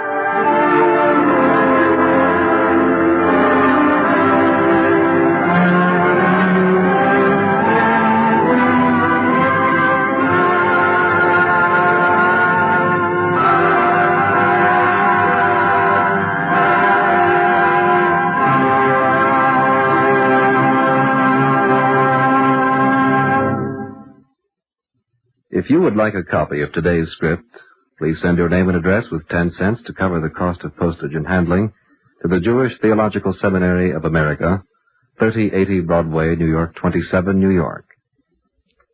And now we take great pleasure at presenting Rabbi Charles E. Shulman, spiritual leader of the Riverdale Temple in New York City. Rabbi Shulman. The narrator on this program has said that Abner Curtin was a doctor and that he affected the lives of thousands of people, that as a universal influence he could have been a teacher or carpenter or businessman or anything. But he was all of these because he was a young man of great compassion whose pity extended to everything that lives and breathes. I was his rabbi, and because he shared in the founding of Riverdale Temple 10 short years ago, our association was a close one. On many an occasion it was possible to perceive the depth of his feeling, the intensity of his concern with social problems, the tenderness in his relationship with others. His practice of medicine, and more particularly of his chosen field, dermatology, was only a means of reaching human beings in need of help. For there is nothing more hurtful to the soul of man than a sense of disfigurement, more precious to it than the confidence that comes from a sense of being normal. Abbie Curtin, in his medical practice, went beyond the call of duty, beyond the oath of Hippocrates, when he spoke to the soul of his patients while administering to their bodies. Most physicians consider it sufficient accomplishment when they heal the body of its diseases.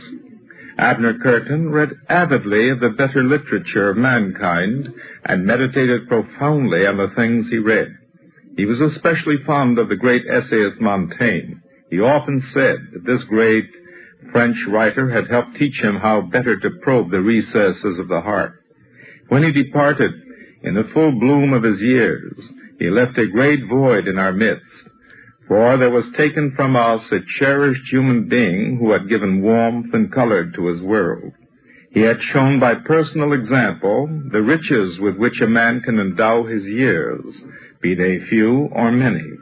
His life was short, but it bore the exuberance of spirit that leaves a never-to-be-forgotten heritage in its trail. From his Jewish people, he drew his love for humanity.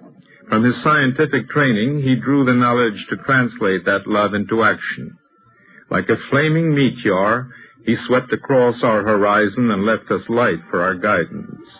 He would have wanted his life to be so. Thank you, Rabbi Shulman. This weekly program is presented under the auspices of the Jewish Theological Seminary of America. This is the NBC Radio Network.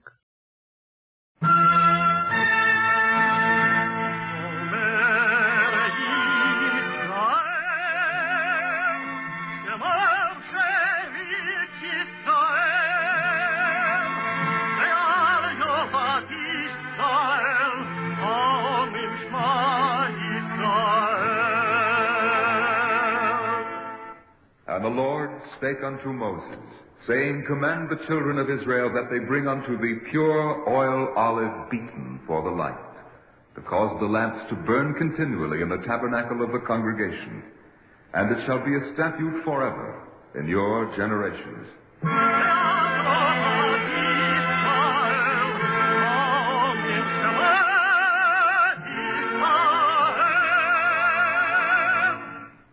The Eternal Light.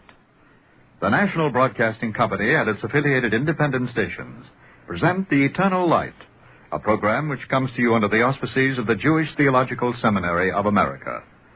Our program today, The Big Road, was written by Virginia Mesa and is presented in observance of Brotherhood Week. I'm a-going down the road feeling bad, feeling bad. I'm a-going down the road feeling bad. I'm a-going down the road feeling bad. Lordy Lord, I ain't gonna be treated this way. He walked the big road most of his life, alone. He was alone, but never lonely. He walked it for every man he ever knew, and those he didn't know. He walked it for the dead who had gone before him, the living, and those that are to come. He was born in slavery times, born in a log cabin on the Carver plantation at Diamond Grove, Missouri. The Carvers owned just one slave, Mary. That was his mother. His father was dead. One night, when he was a tiny, squalling baby, Master Moses Carver came to their cabin. I'm afraid I've got bad news for you, Mary. What's that, Master Carver? Slave snatchers rode over the river last night. They raided Colonel Gibson's plantation. Slave snatchers? Why, they're bad people. They steal colored folks and ship them down the river to New Orleans. Put them in chains, whip them, treat them real bad. Master Carver, these slave snatchers, they ain't coming here. But it doesn't seem likely, Mary. You're the only one we've got. It doesn't seem worth the risk. Well, you're forgetting my baby. You're forgetting baby George. He makes two of us. Well, I don't think you need to worry. Still, I want you to bolt your cabin door tonight, and bolt it good.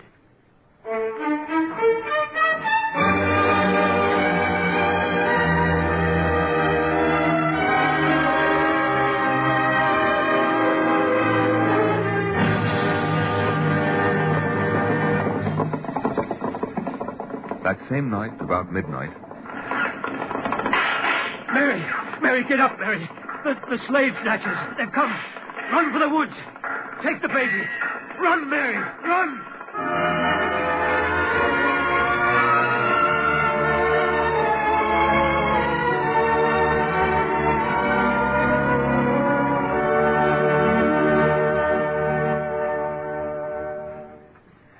Moses, do you think there's any chance of getting Mary and her baby back? I've done what I could. I sent Bentley to Kansas to see if he could find her. I told him I'd give him 10 acres and a horse if he brought her back. Somebody's coming now. Maybe it's him. Whoa there. Yes, it's him, all right. Oh, Moses, he didn't find her. He's by himself. Well, I never did have much hope. I sent him just to ease my mind. Mr. Carver? Well, Bentley? Couldn't find hair nor hide of her, Mr. Carver. Guess they must have sold her before I got there. But they left this on the riverbank. What? Why, it's Mary's baby. It's little George. Oh, give him to me. Ain't much life left in him. But I thought you'd want him, seeing you were so fond of Mary. Of course I want him. Oh, poor little birdie. He's half starved to death. I'm going to heat up some milk for him. Well, Bentley, I told you I'd give you 10 acres and a horse if you brought Mary back. Seeing it's just the baby, what about settling for the horse? Suits me fine, but looks like you're getting the worst of the bargain. Good horse, worth a lot of money. That little boy, he don't look like he's worth much of anything to me. Don't you say that, Mr. Bentley. Nobody knows what a baby is worth.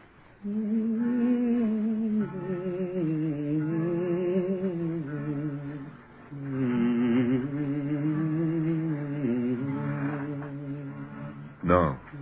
Nobody knows what a baby is worth. But maybe Mrs. Carver knew a little. Even after Mr. Lincoln freed all the slaves, she kept little George and raised him like her own. At 10, he was a skinny little boy with legs like toothpicks. The biggest thing about him was his eyes, big and round as saucers, wide open, taking in everything about him, pestering people with questions about what he saw. What's that, Mr. Carver? What kind of bird make that noise? That's a whippoorwill, George. Whippoorwill? Look at here, Mr. Carver. Look what I found. Why, that's Jack in the pulpit, George. Mr. Carver, tell me something. Why are some flowers pink, and some white, and some yellow? Why aren't they all the same color? Well, I don't know, George. I guess the Lord made him that way so folks wouldn't get tired of looking at the same color all the time. Is that why he made people different colors, too?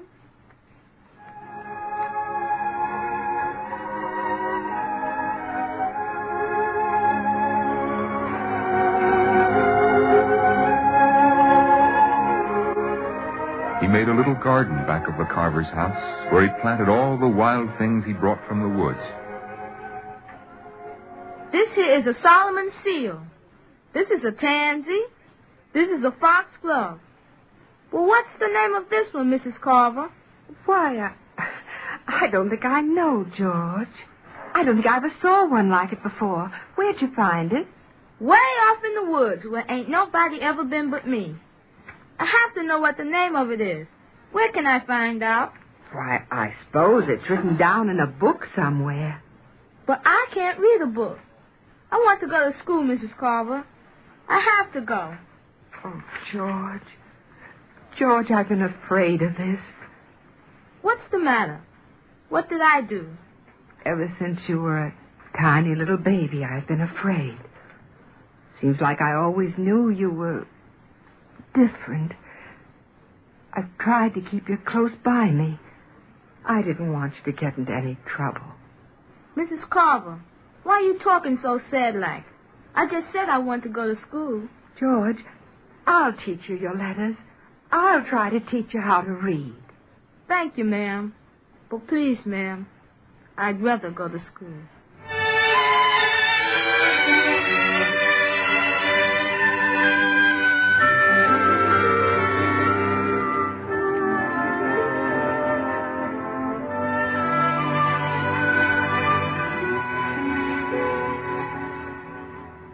Well, boy, what is it? What do you want?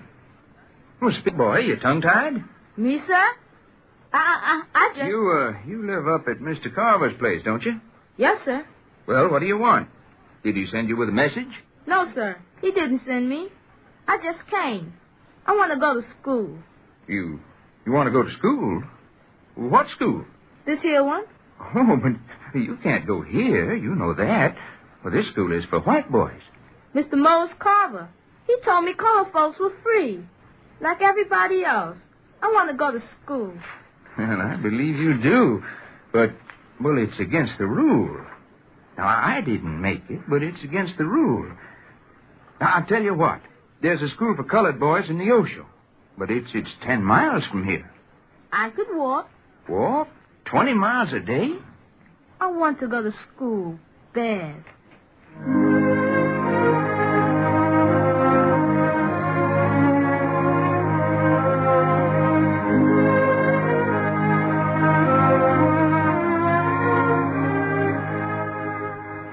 That afternoon, he told Mrs. Carver about it. She was ironing. He was churning. But, George, you can't go to Neosho to school. It's too far for you to walk there and back. Then I guess I'll have to go and live at Neosho. Live? You mean you want to leave us, George? I don't want to, but I have to. Can I? You're free, George. Free to do whatever you please. I want to learn to read and write. I want to learn the name of every flower there is. I want to know what's in a teeny little seed that makes it turn into an ear of corn. I'm a-going down the road feeling bad, feeling bad. I'm a-going down the road feeling bad. I'm a-going down the road feeling bad. Lordy, Lord, I ain't gonna be treated this way. He was 10 years old, and he'd never been more than a few miles from home in his life. Now he was going all the way to Neosho on the big road alone. A skinny little boy in a suit cut down from one of Mr. Mose Carver's. It was autumn, and the apple trees were full of big red apples. They looked mighty good to him. But he wouldn't have taken one. Not for anything.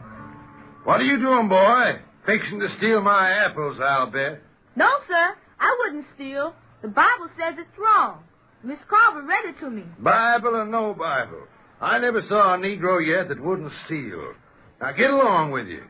Go on, get along down the road. I'm going down the road feeling bad, feeling bad. I'm going down the road feeling bad. He walked on, his heart as heavy as a stone. The tears he checked back were as bitter as wormwood.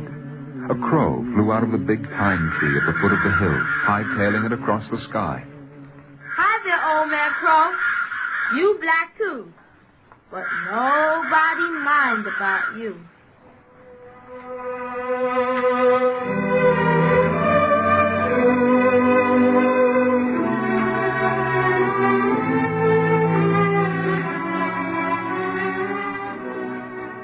It was black dark when he got to Neosho.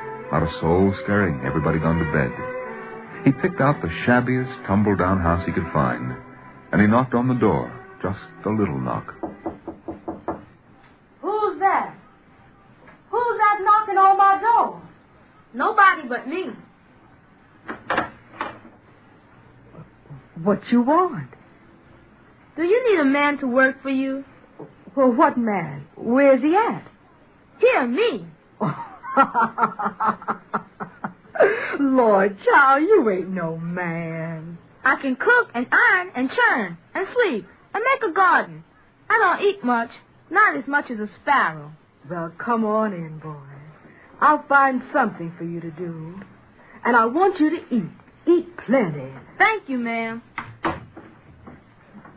Where you come from, honey? And what you doing down here in the ocean all by yourself? I walk from Mr. Carver's place up at Diamond Grove. I heard the guy's school here where colored boys can go. Well, that's right. They started it up a while back. I want to learn to read and write and everything. Oh, you're sleepy. I bet you will learn, too. There's not much meat on you, but you're sharp as a briar. Have you had your supper? No, ma'am. Well, I must have known you was coming. I got some sweet potatoes right here, keeping warm on the coals. You like sweet potatoes? Yes, ma'am. Folks these days get mighty proud buying store-bought food, but don't never look down on the sweet potato. No, ma'am, I won't. Now, what did you tell me your name was? George. George Carver. George Washington Carver. Now, that's a mighty big name for such a little boy. I'll grow bigger.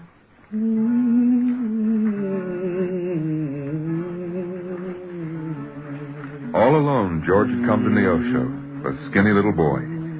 And now, 3 years later, he was shooting up like a Jimson weed, and he learned all they could teach him in the little one-room schoolhouse. One day, he said goodbye to Neosho and started walking again. He walked all over Kansas, Missouri, Iowa. Way down into New Mexico he walked those next few years. Wherever he'd find a school that would take Negro boys, he'd stop at that town. He'd do washing and ironing for white people to earn a living. He was almost 21 now. He'd walked hundreds of miles and been to dozens of different schools. He'd finished high school, but that wasn't enough for him. College? Well, that's a pretty expensive proposition, George. I know, sir. There's this school over in Iowa I've heard about. They take a few students free, but your marks have to be pretty high. I can give you the address. I'll write tonight. I'll write.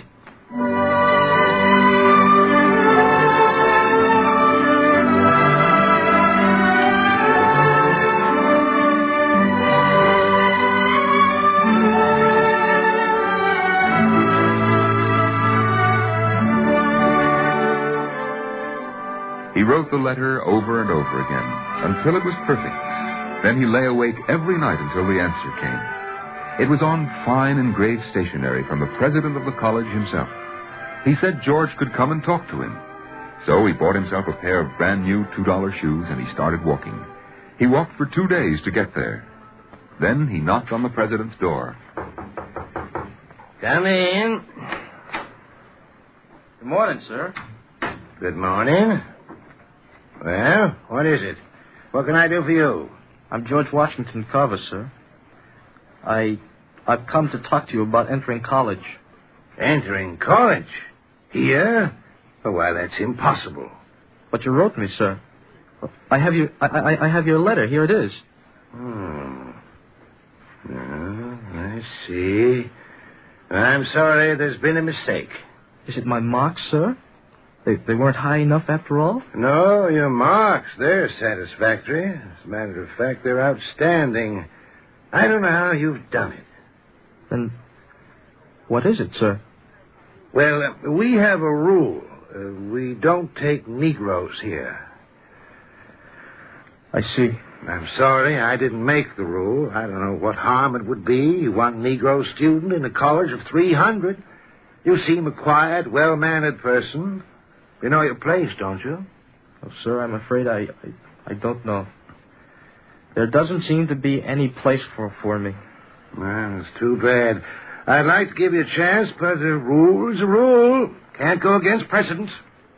The door shut in his face. He walked through the big iron gates of the college down the dusty road.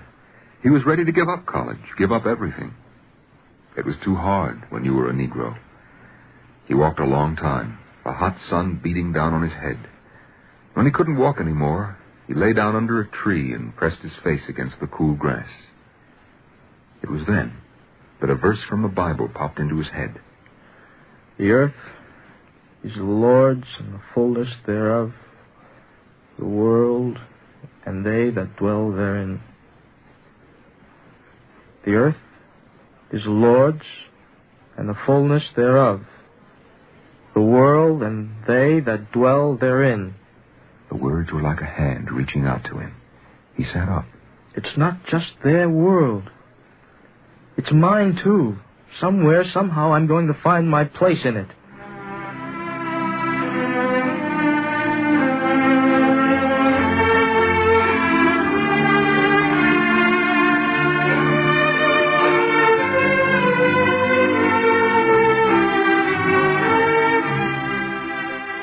He was 27 years old, and he must have washed and ironed 1,000 dresses and 1,000 shirts before he had the money to enter college. But he entered. We're happy to accept you at Simpson College, Carver. You are our first Negro student. I hope I won't be the last, sir.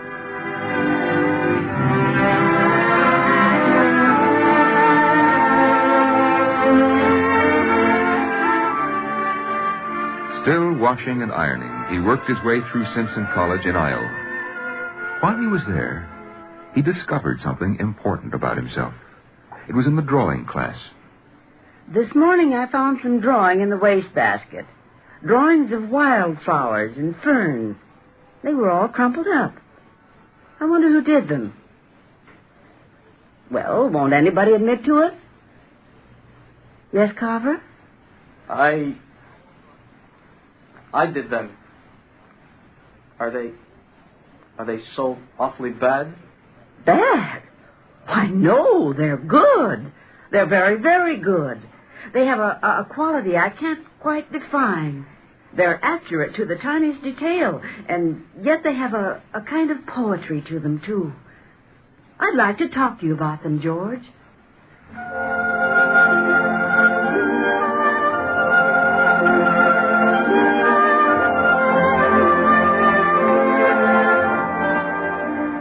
An artist, a great artist, that's where the road led to. He'd even go to Europe and study.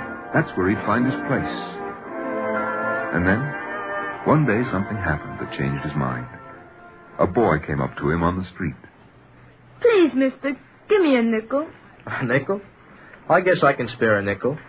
Well, what do you need it for? I'm hungry. He gave the kid the nickel and walked away.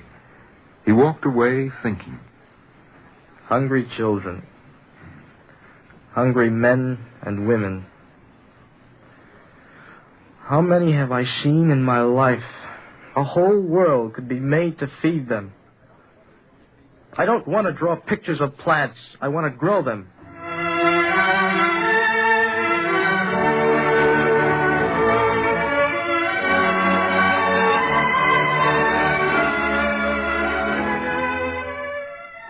Slowly, the vision of Europe faded.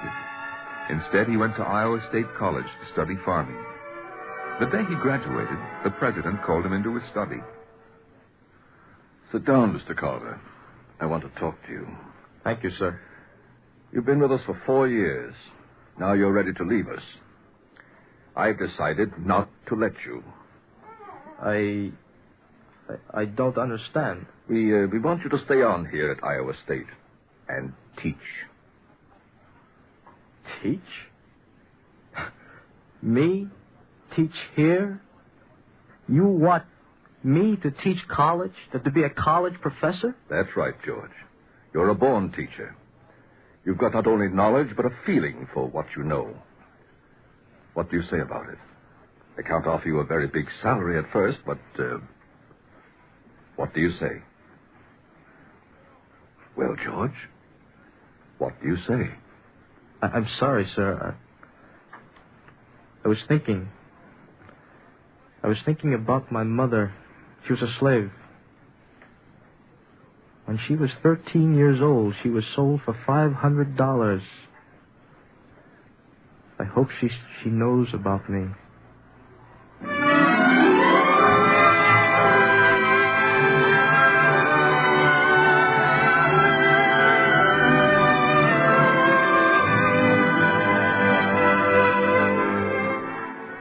He was teaching there at Iowa State when a man way down in Alabama heard about him.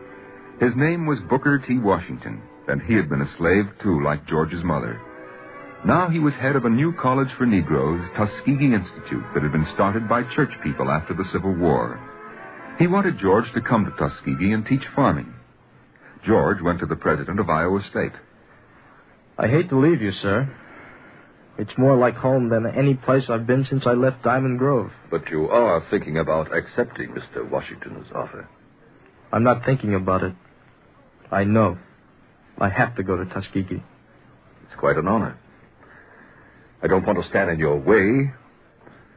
I suppose Mr. Washington is offering you more money than you get here? No, sir, less. About half as much. Then why? Why on earth? I don't want money, sir. I want to help people. Not just my people. People everywhere.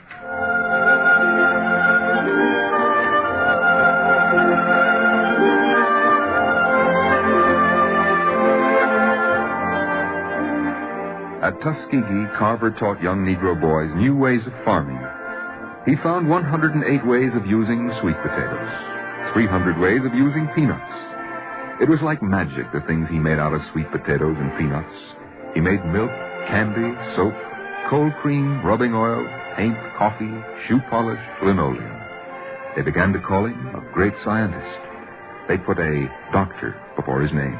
People came from all over America, from Europe, to talk to him. The president invited him to the White House. And down at Tuskegee, they put up a statue of him. There was a funny thing about George Washington Carver. He never really cared for fame. What he cared about was people. Come in. Are you Dr. Carver? Dr. George Washington Carver? That's right. Do you mind, sir, if I sit down? Why, of course not. You sit right here. Why, what's the matter, son? You feel sick? No, sir, I'm tired. I walked most 200 miles to get to Tuskegee. 200 miles? I read about you in the newspaper. I wanted to come here and learn from you. Will you help me? Of course, I'll help you. I'll help you all I can. But mostly, son, mostly you have to do it for yourself. I know. I'm gone down the road feeling bad, feeling bad. I'm gone down the road feeling bad. He's dead now. He died in 1943. He was 83 years old. He'd come a long way, a hard way, and he was tired. He'd walked the big road alone but never lonely. He walked it for everyone he ever knew and those he didn't know. He walked it for those that had gone before him, for the living, and all of those that were to come. I like to think the way will be a little easier for everybody because of him.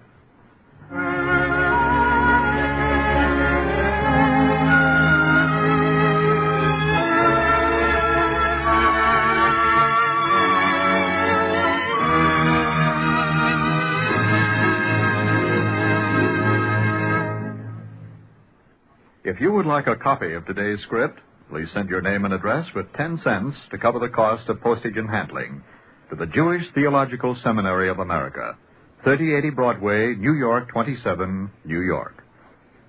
And now we take great pleasure in presenting Dr. Everett Clinchy, President of the National Conference of Christians and Jews. Dr. Clinchy. The story of George Washington Carver suggests the question, how many scientists, artists, writers, and teachers, and other useful leaders has America lost by keeping the Negroes down? This is a pressing question now that we are in competition with communism in scientific attainment and in a rivalry with Moscow in universal education, the United States and the whole free world needs all the talent that we can draw from Protestants, Catholics, and Jews, and of all the Asian religious cultures. America needs the full opportunities for the sons and daughters of every race and nation to develop their potential capacities to the full.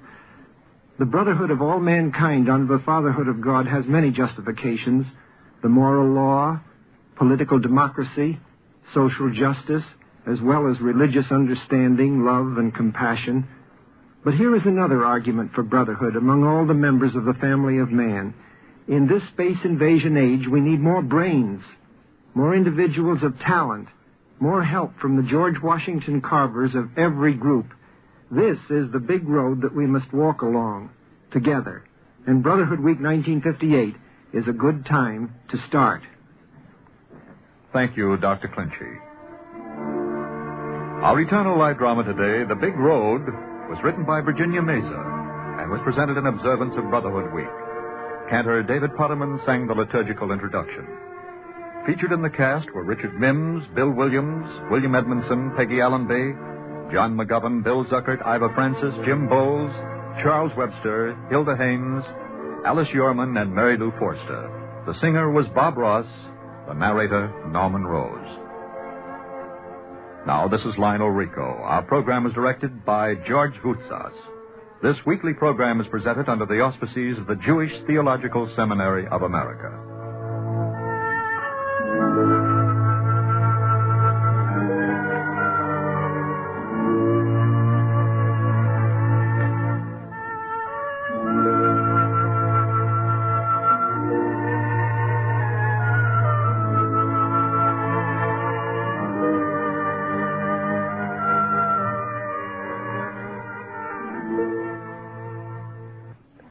This is the NBC Radio Network.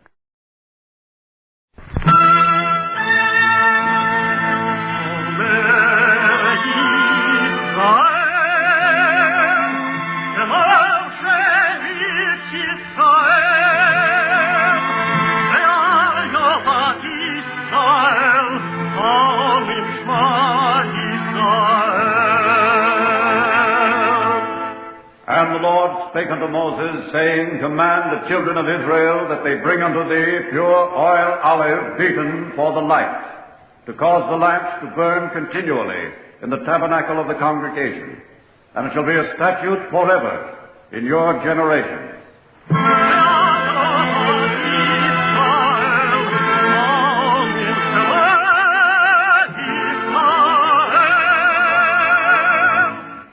The Eternal Light. The National Broadcasting Company and its affiliated independent stations present The Eternal Light, a program which comes to you under the auspices of the Jewish Theological Seminary of America. Our program today, The Golden Egg, is written by Joseph Mindell and is based on the book of the same name by Dr. Arthur D. Goldhaft, V.M.D., published by Horizon Press.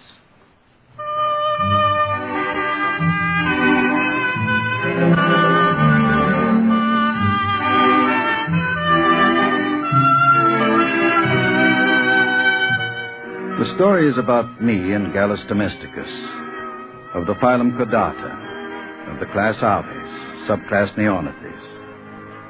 Gallus Domesticus, the most efficient factory of animal protein in the world. The common hen that produces the golden egg. It is not always a question of which comes first, what follows. The story tells itself in its own way. I will begin with a day more than 40 years ago in Vineland, New Jersey.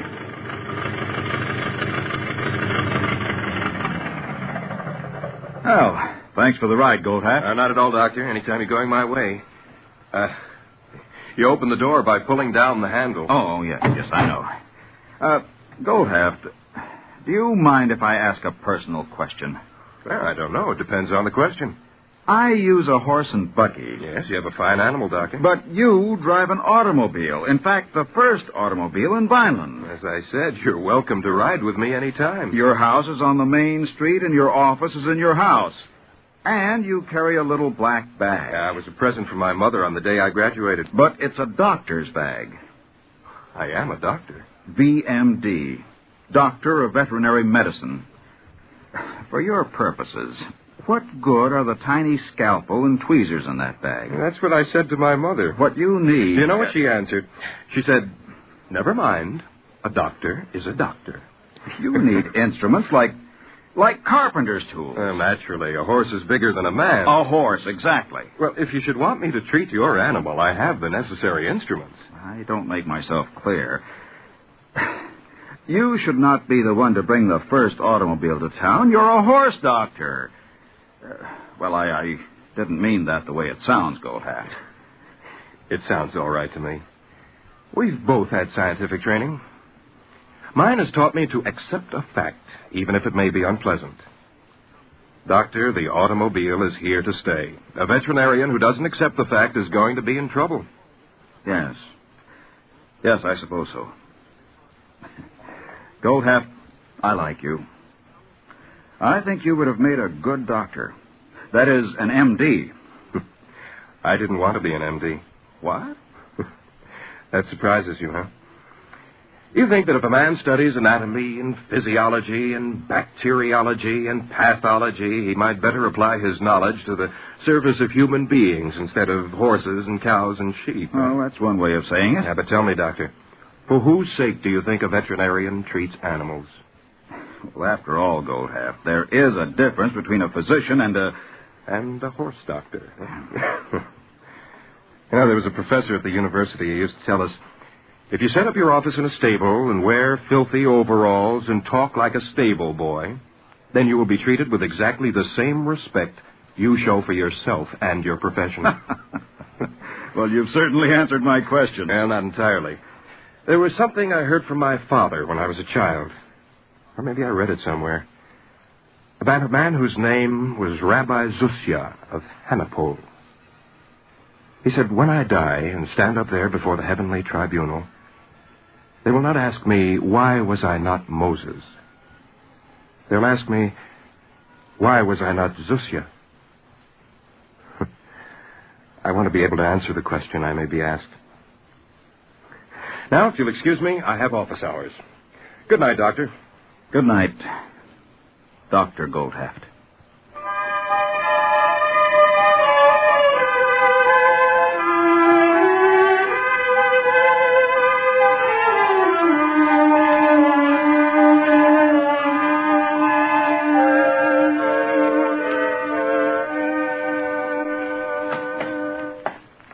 I'm home, Florence. Oh, be careful, Arthur. Don't trip on the sack in the hole. What sack? Oh! Potatoes. 50 pounds of potatoes. A fee for services rendered. You'll be happy to know that mother and calf are doing well. Florence, how many sacks of potatoes do we have in the cellar? Well, farmers are always short of cash. Since when do I have to instruct you? Potatoes for the horse doctor. What's the matter with you? A real doctor is paid in chickens, or at least in eggs. You're joking, aren't you? Yeah, sure. Sure, I'm joking. For a minute, I thought... Well, Arthur, I have to tell you, the veterinarian's wife is also short of cash, and there are bills. Well, can't you pay them with potatoes? Well, didn't Bufano pay you today? I didn't ask him, Florence. He has a very sick cow. If it dies, well, Bufano also has 7 children. I told him to pay me when he could. Well, now, I couldn't ask him, could I? Oh, I guess not. Were there any calls for me? Now, you've been out all day. I want you to sit down and have a hot meal like any other... Who was it, Florence? A man needs to rest sometime. You'll have to tell me, you know. The Jessup farm is 10 miles out of town. Oh? Well, it's the horse. A peddler brought the message. He said it was convulsions. But I won't let you go until you've had your supper. Florence, you know what a horse means on a farm. And a farmer can't buy another one for potatoes. Oh, 10 miles. And I cooked pot roast tonight. At least let me make you a sandwich. You can eat it on the way.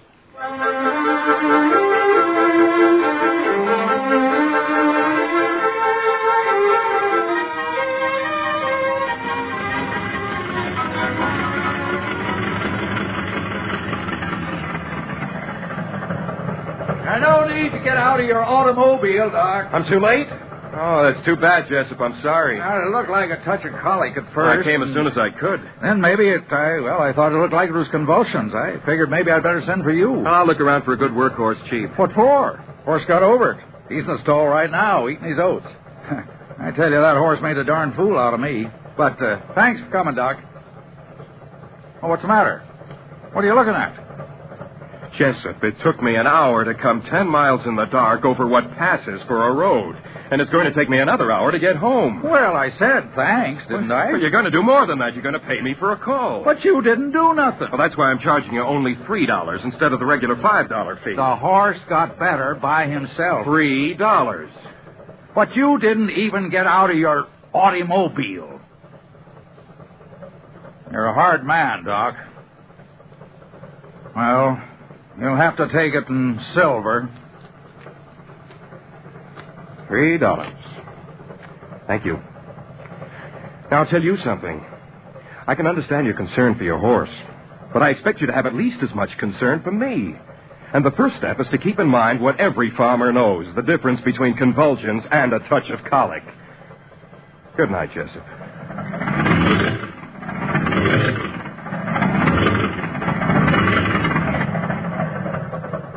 What are you waiting for, Doc? It's the sand. The wheels don't catch. Oh, that's too bad. Well, where are you going? Me? Oh, I got some chores to do before I turn in. Oh, wait. You can't just leave me here. Don't see why not. I don't know nothing about automobiles. Well, you can help me push it out of the sand. No use, Doc. It's in too deep. Well, then hitch up your horse and pull me out of here. Sure. Always glad to help a feller in trouble. Well, don't stand there. Get moving. Just as soon as you pay me, Doc. $3. Pay you? Yep. $3. That's what I charge for pulling out automobiles. Well, that's highway robbery, you old skinflint. Taking advantage of the situation. Why, that's blackmail. A holdup. Nobody but a bandit, a swindler, a burglar,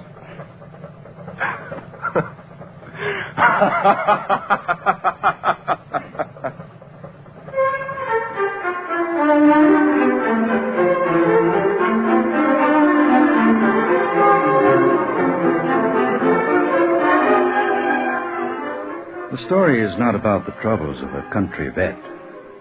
I remember what I said.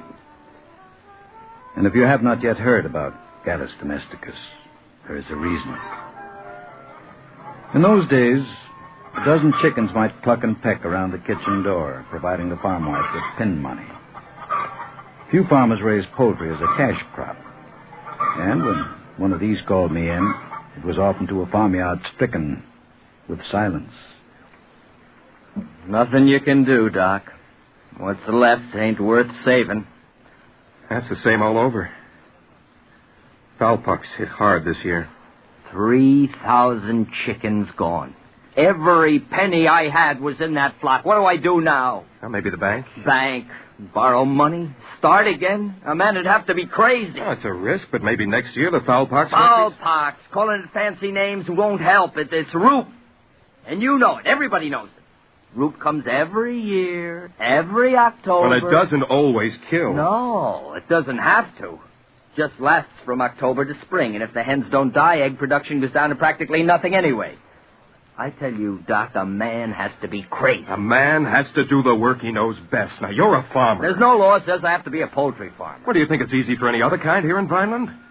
Hey, now take a handful of soil. Go on, rub it in your fingers. Oh, you don't have to tell me, Doc. It's not much good for anything. It's good enough for poultry. Sure, if the chickens don't get tapeworms or gaps or cholera or roup. Don't be reasonable. What do you want, a guarantee? No, Doctor, I only want the chance. Look, you're a vet. You tell me what to do the next time foulpox hits. Well, go on. Tell me. I can't. I don't know.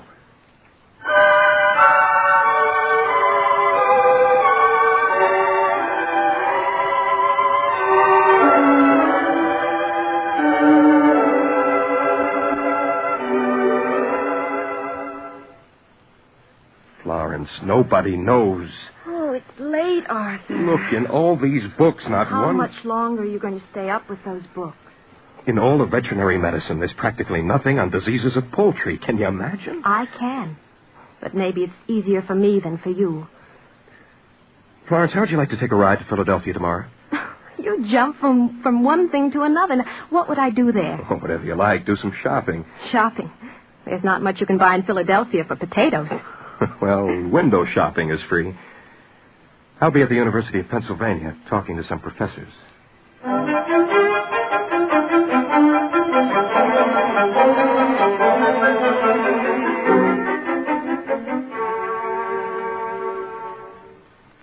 Well, at least you didn't come home empty-handed. Oh, these agricultural journals. I borrowed them at the university. Oh, the professors don't know enough? About poultry, they know very little. Would you believe it, Florence? There are only 2 men in the United States who specialize in poultry diseases. I believe it. Why should anybody bother with chickens? Why? Well, around Vineland alone, there are dozens of farmers who depend for their living on chickens. Now, you don't have to get excited, Arthur. Farmers who can only hope that foulpox won't wipe out all their labor. Look, Florence, this article in the journal by one of those 2 men, he says he's made a vaccine against foulpox. That's nice. You don't understand. Well, of course I do. That means he can cure it. No, just as we can't cure smallpox in people, but we can give immunity against the disease by vaccination. Oh, now I understand. But that's not what I'm talking about. No. Well, then I'm all confused. Florence, I'm going to make this foulpox vaccine. Well, don't look at me as if you expect an argument. Arthur, I married you, not your profession. And I don't have to like your patients. If that's what you have to do, then go ahead and make your foulpox vaccine.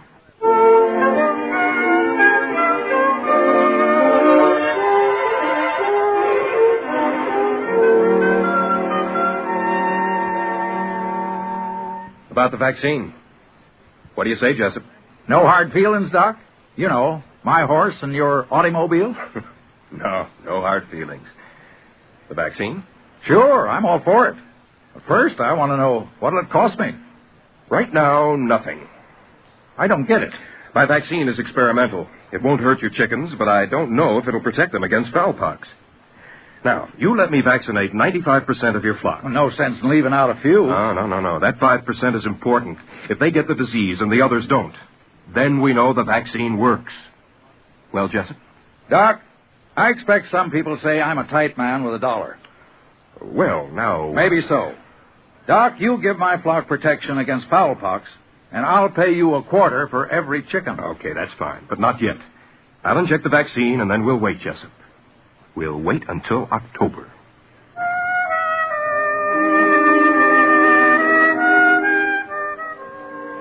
All that summer, I drove around Vineland in my Model T, tending ailing cows and horses with colic.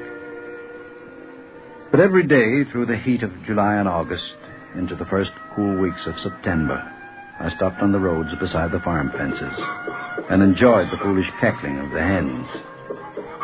Gallus domesticus and I rejoiced in the summer and waited for October. And October came with fearful, familiar silence. It could happen to anyone, Arthur. It's hard to follow directions exactly. I made the vaccine exactly according to the article in the journal. Florence, it just doesn't work. Oh, now, when a cook blames the recipe... And I'm going to find out why. Then you're not finished with it? I'm afraid you'll have to put up with chickens for a while longer. I'm going to make a vaccine that works.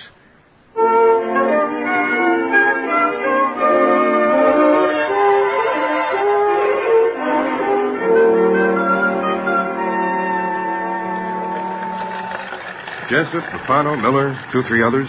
They've agreed to try the new vaccine. Now, Arthur, don't misunderstand me. Out of the water, Florence. Will you turn it off? Thanks. I have to make a big batch. Will you listen to me, Arthur? I hear every word. I wonder if you realize how much time you're spending on this vaccine. Well, sure I do. People are beginning to call me the chicken doctor. Well, I can't help what people say. Besides, chickens are important. You're sure this is what you want? How can I be sure? A farmer once called me when he was in trouble. If I'm a chicken doctor, it's by accident. And my mother used to tell me, no, I remember this myself. When I was a boy, I didn't mind too much being sick. Because then I used to get chicken soup. Of course. All the strength of the chicken goes into the soup. On the farms in the cities, chicken is still a luxury. It doesn't have to be that way, Florence. Not if poultry farming can be made less risky. Not if fowl pox can be controlled by a vaccine.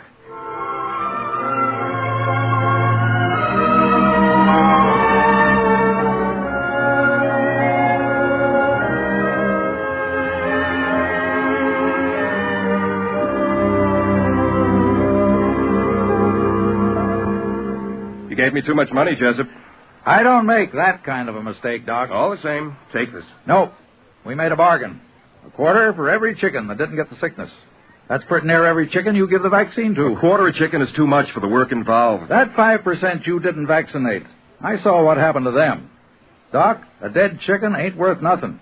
You keep the money. I ain't complaining. I know, but I'm letting the price down. Now here. Doc, I figure you know what you're doing. Thanks. Evening, ma'am. Good night, Mr. Jessup. Florence, I can't take $25 for the few hours it took me to vaccinate his flock. I didn't say anything, Arthur. But Jessup probably thinks I'm a fool. Maybe he does. But I figure you know what you're doing.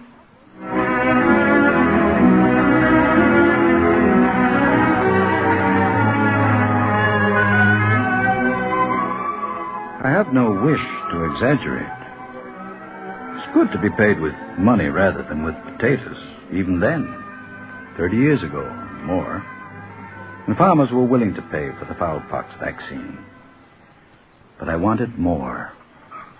This is your job. I'm not a vet. Look, they're your chickens. Now, here's the vaccine, and here's everything you need to apply it. Hey, catch that bird. Now, I'll show you how to brush on the vaccine.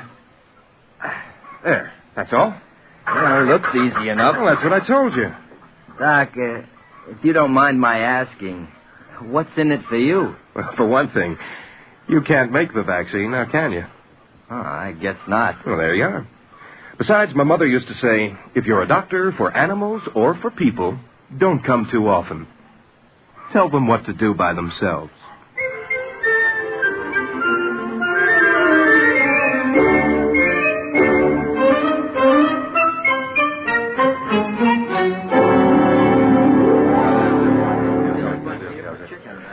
What's the meeting for, Doc? You got a new vaccine? It's true. I'm working on laryngotracheitis, but... What? All right. GAPS, as you call it. And also a vaccine against fowl cholera and something for tapeworm. But that's not why I asked you to meet with me today. You just put up a new laboratory building, Doctor, and if you're short of cash... A chicken farmer offering to lend money. Well, now that shows how far we've come. Oh, thanks. It isn't that. There's a lot to be done. I'm a practicing vet, not a trained research man. You're doing all right, as far as we're concerned, Doc. I'm glad, but it's not enough. There's still too many risks in poultry farming. Too much we can't control. Cholera, GAPS. I took half my chickens last year. Yeah, and tapeworm. How much did you spend last year for patent remedies that don't work? Well... we need organized, systematic research. We have to get the state to set up a poultry experimental station. Maybe right here in Vineland. That sounds good, Doc. We're with you. I go along with that. You have it wrong, Jessup. I'm with you. This is a job for all of us. Say, Doc, do you mind answering another question? No, I don't mind. What makes you so crazy about chickens?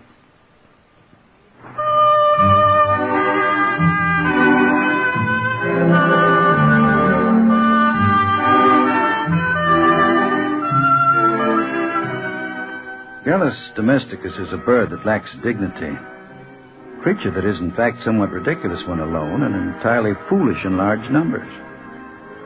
Then you will understand that a chicken doctor must have, more than most men, an extra portion of enthusiasm. It is an old enthusiasm, shared, for example, almost 400 years ago by King Henry IV of France.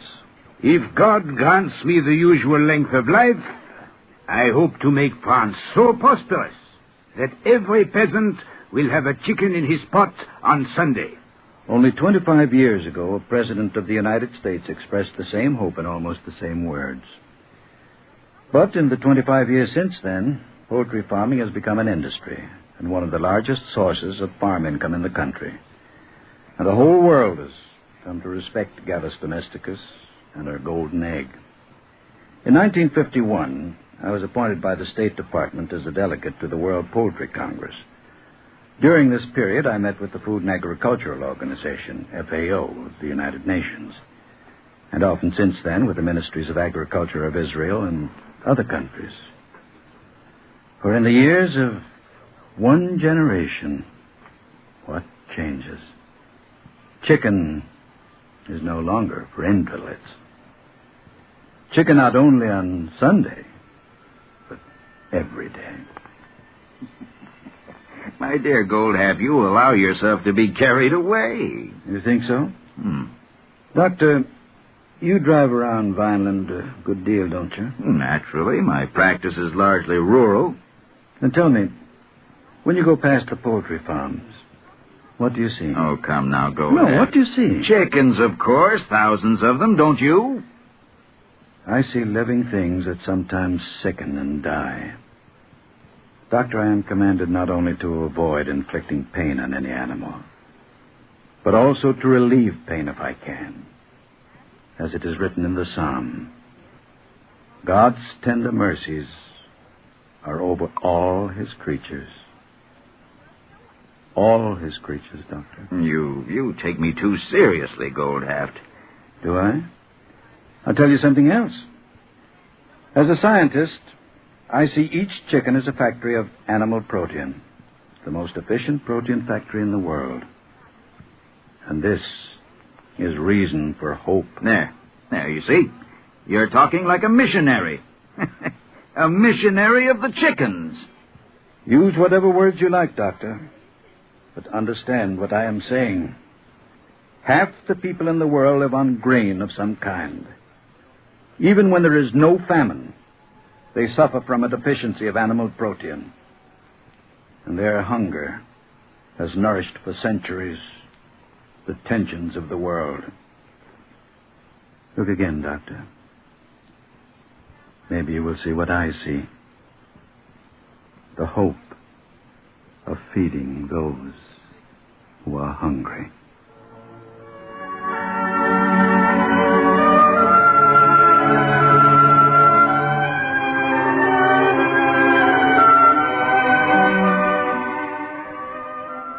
The story, I said, is about me and Gallus domesticus.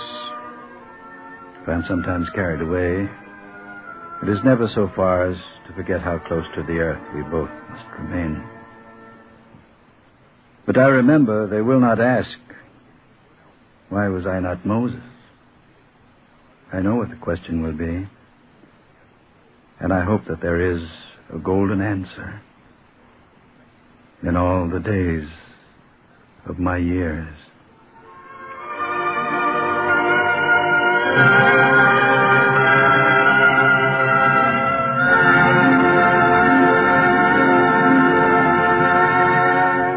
If you would like a copy of today's script, please send your name and address with 10 cents to cover the cost of postage and handling to the Jewish Theological Seminary of America, 3080 Broadway, New York, 27, New York. And now we take great pleasure in presenting Dr. Lewis W. Jones, president of Rutgers University in New Brunswick, New Jersey. Dr. Jones. The inspiring story that you have just heard pays a splendid tribute, and one in which I am happy to join, to Dr. Arthur Goldhalf, one of our state's most distinguished citizens. All of us at the university take pride in the fact that this volume is dedicated to one of our own faculty members, the late Dr. Fred R. Baudet. Like Dr. Goldhalf, Dr. Baudet was one of the early poultry scientists, and the two men made tremendous contributions to the growth of the $100 million New Jersey poultry industry. Dr. Goldhalf's book, The Golden Egg, is a fascinating human story, as well as a description of the working life of a pioneer veterinary scientist. There is inspiration for all of us in the struggle of the Goldhalf family through the hard environment of an immigrant family at the turn of the century. There is food for thought, too, in the determination with which this young man battled to secure the education which was to prepare him for a distinguished career.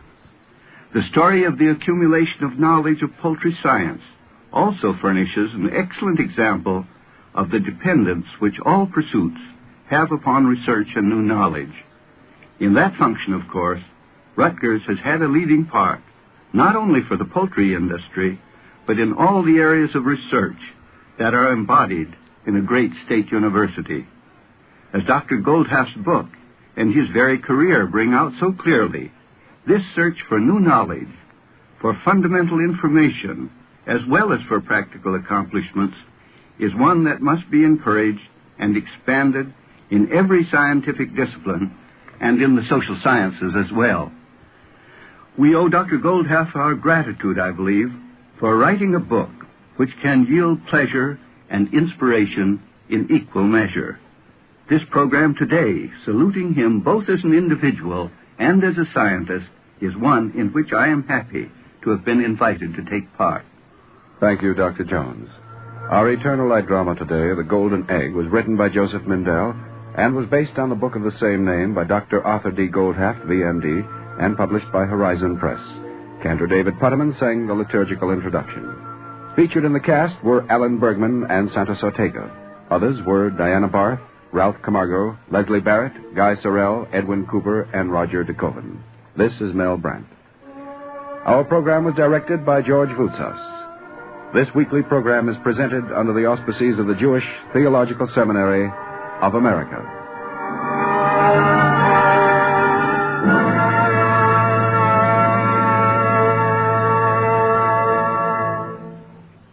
This is the NBC Radio Network.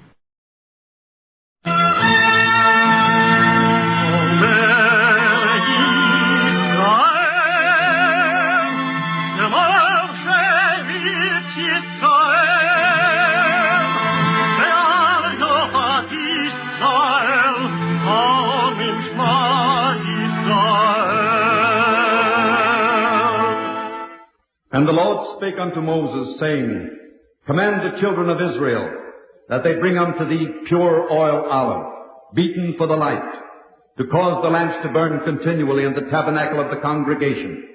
And it shall be a statute forever in your generations.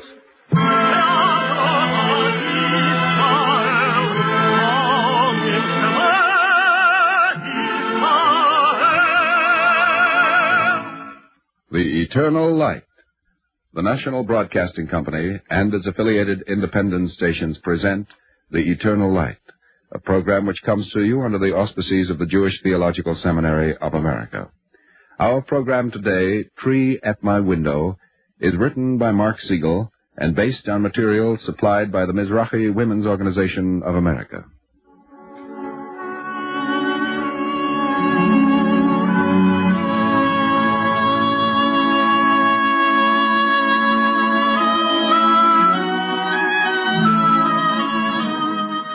There is a tree at my window.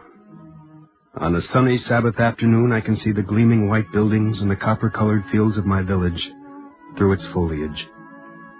And at night, as I lie in bed, I can smell the sweet scent of its fruit. The tree at my window is an orange tree. And perhaps you will know then that my village, my home, is in Israel. It may not seem a big thing to you to have a tree at your window, but for me, in a way, it's everything in the world. 10 years ago, in 1948, when I first came here, there was nothing green to be seen. On my first day in this children's village, I was taken to the office of the principal to be interviewed. Come in, son. Sit down. Shalom. Shalom. What's your name, son? Jacob. My name is David. I'd like to ask you some questions. Why must there always be questions? Perhaps to find your family, Jacob. You won't find them. No one will find them. We can keep trying, Jacob. We're your friends here. You know that, don't you? Yes. I know that. Then let's go on. How old are you? About 13. You don't know just how old you are? No, sir. Well, never mind. The card here says you were in Cyprus, that you came with a group from Poland. Do you remember where you were before that? Only where they put this on my arm. The number. Let me look at it. That was Auschwitz. Were your parents with you there? No, sir. They were... I understand. I think that's enough of questions for now, Jacob. We'll talk again another time. Yes, sir. Oh, one thing more. On this card, there's no last name. They never called me anything but Jacob. For the time being, we'll give you a name then. Suppose we call you Ben-Ami. Ben-Ami? Yes. It means son of my people. Here in this children's village, there are many Ben-Amis.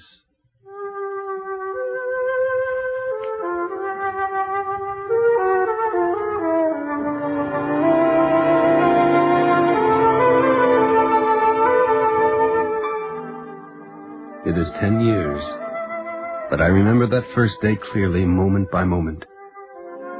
And why shouldn't I remember it? It was the first day of a new life. Already I had a new name. Later, my counselor, Yitzhak, showed me to my new home. This will be your room, Jacob. This whole room? All for me? It really isn't very big. And a window. A beautiful window to look out of. Most rooms have windows, don't they, Jacob? It opens. Windows generally open. In Auschwitz, 8 people lived in a room without a window. And in Cyprus, we lived in a metal hut. Yes, but that's all over now, Jacob. You certainly know a lot of geography, don't you? Do I? Too much for your age.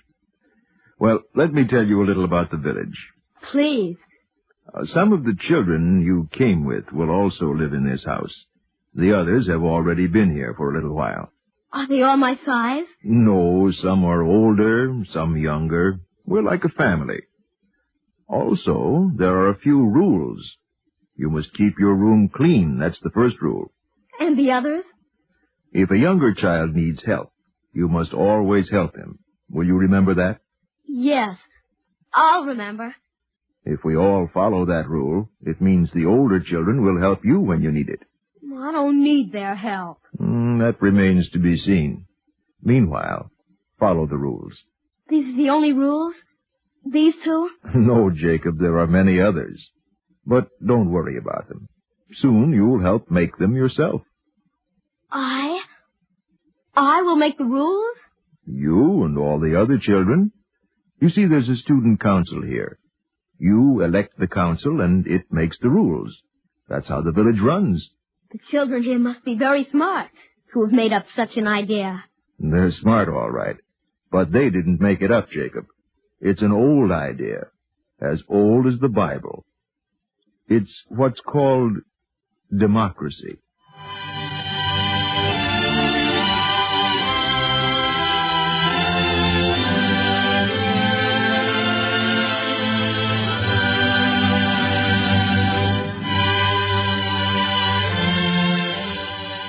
That was how it was. The ideas were all old. But for me, everything was new. Study especially was new. And preparation for my bar mitzvah, that was new too. Baruch atah Hashem, Eloheinu melech haolam, asher bocha bonu mikol ha'amim. Come in. Oh, it's you, Yitzhak. Thought I'd see how you were coming along, Jacob. Except for the mistakes, I know every word. That's the way it always is. Don't worry, you won't make any mistakes. How do you know I won't? I know how hard you worked for almost 3 months. I'm proud of you, Jacob. Thank you, Yitzhak. Don't thank me. Thank yourself. I've never seen a boy work harder preparing for his bar mitzvah. I still hope I don't make any mistakes. You won't, Jacob. I can tell by the way you were studying that you're just exactly ready to be 13 years old this Saturday. I like that, Yitzhak. Like what? To know from now on how old I am.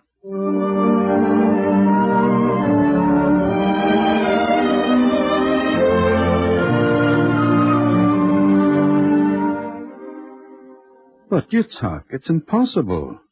This is the worst time of year to plant an orange tree. I can't help it, David. I asked him what he wants as a bar mitzvah gift. He said he wants a tree. Then let him have his tree. But let him plant it in the right season. He wants to plant it now, in front of his window. It's out of the question, Yitzhak. David, I don't think this is a childish whim. I think it's important for Jacob. If it's important, what will happen if the tree doesn't grow? How will he feel when the tree dies? He says he knows it will grow. Well, if it must be done, do it. But prepare the ground well and keep the sapling covered with burlap. Thank you, David. I knew you'd understand. I don't understand. I'm taking your word for it that it's important for the boy. Just why it's important, I don't know. I'll tell you, David, the way he told me. In all the terrible places he'd been, he says, there were no trees. He says where they plant trees, they don't hurt little children.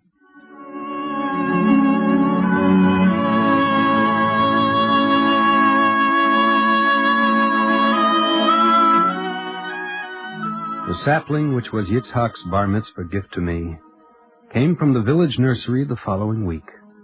Together we dug the hole and filled it with water. And when the sun was at its highest, we lowered my little tree, wrapped like a baby in burlap, into its new home. Gently, Jacob, gently. The tree has tender roots. I know, Yitzhak. I'm being careful. Mm-hmm. Now, we cut the ropes that hold the burlap. Can I do it? Yes, you do it. There, that's fine. Now, more water, fertilizer, and the earth.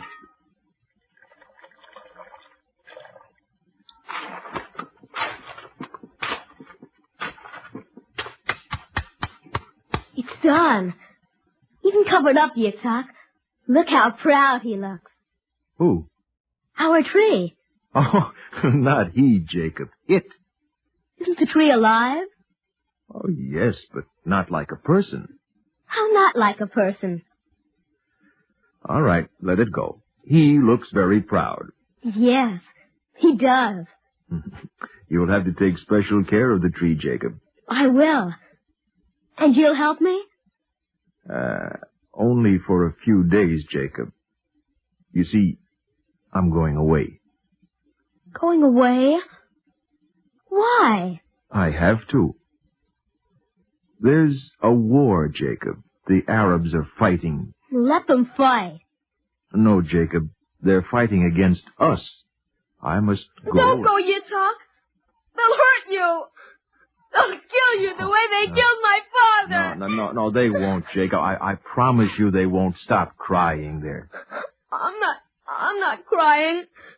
All right. Now, I want you to understand this. If we're to have our own country here, we each have to work at it. My job right now is to fight for our independence. I'll go with you. No, Jacob. No, your job is to take care of this tree. But I wanted to take care of it with you. Now, you said before, this tree was like a person. You and I, we planted this tree together. While the tree grows, part of me is right here with you. All right, Yitzhak. I'll take care of the part of you that's in the tree. But please, you take care of the other part of you. I'll do my best, Jacob, I promise. Anyway, it's one of the reasons I wanted a tree, Yitzhak. What is? Once you plant a tree, it stays there. A tree can't go away.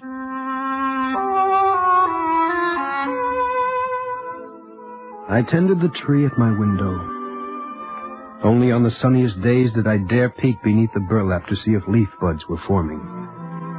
But day passed after day, and week after week, and I wondered if my tree were dead or alive. Even my best friend Yaffa didn't believe a tree planted in November could survive. Jacob, why don't you give up? Your tree will never grow. It must grow, Yaffa. It must. The time you spend on the tree, Jacob, you could be learning more things in the workshops than in the fields. I'm learning lots of things, Yaffa. I only tend the tree in my free time. But it won't grow. Don't say that, Yaffa. It must grow. Part of Yitzhak is in this tree.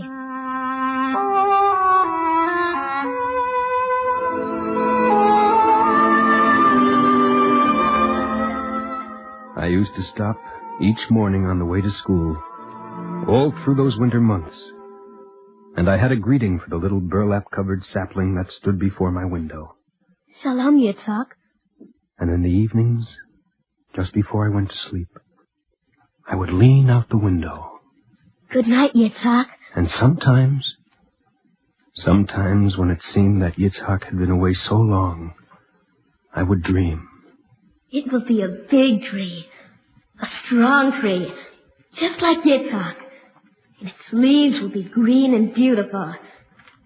Birds will sing from my tree. And its big branches, which reach so to the sky, will stretch out and hug me and hold me tight.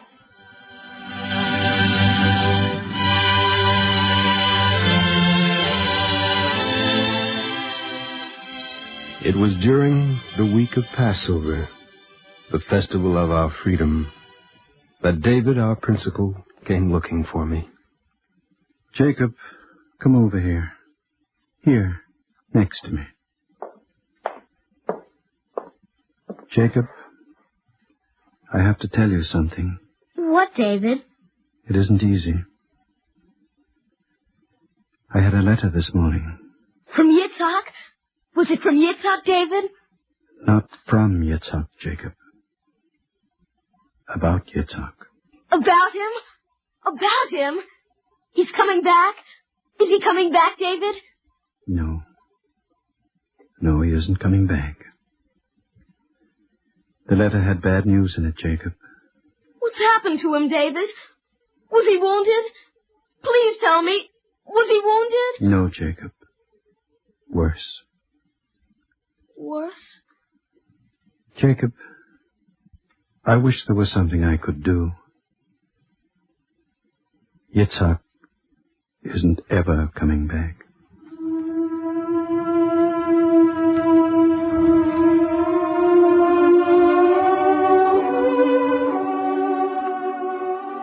I walked to my little tree, wrapped in its burlap,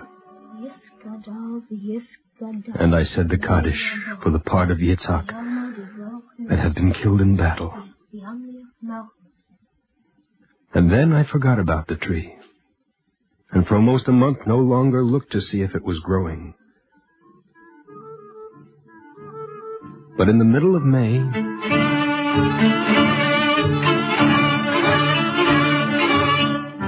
the state of Israel was proclaimed, and there was a great celebration in our children's village.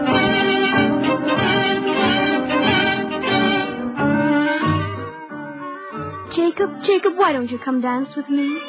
I don't feel like dancing, Yaffa. I know, Jacob. You're thinking about Yitzhak again. How can everyone be so happy? Jacob, don't you understand?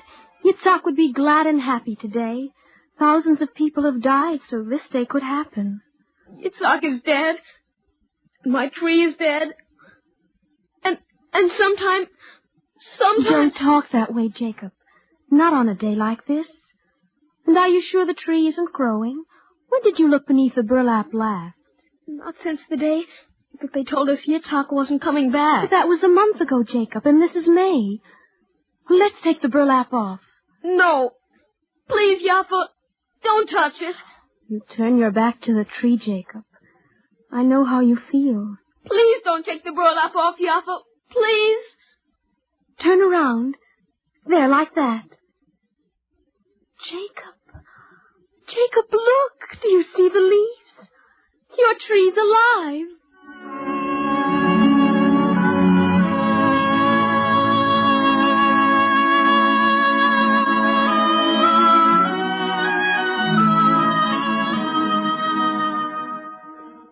In the year of Israel's rebirth, the year of my bar mitzvah, the first green leaf buds came. The first green branches sprouted the following spring in the year that Israel was accepted by the family of nations. And in the spring of 1950, the branches put forth leaves. It was the year we put up dormitories for the new children. Jacob! Jacob! Stop for a minute, Jacob! There. What is it, David? Come on down. Coming. It looks pretty, doesn't it? A little paint. The paint can wait. We have a new group of children coming in today. How many, David? 50. From Yemen again? No. This time from Morocco. They're arriving at 4. I'd like you to help get them settled again. I'll be there. Fine. You know, Jacob, you've become an excellent carpenter. Thank you, David. But I'm going to ask you not to work on the next dormitory. Not to work on the next? Why? Have I done anything wrong? No, Jacob. You're a good builder. But you build even better with human material. While the others build houses, I want you to build the children who come to live in them.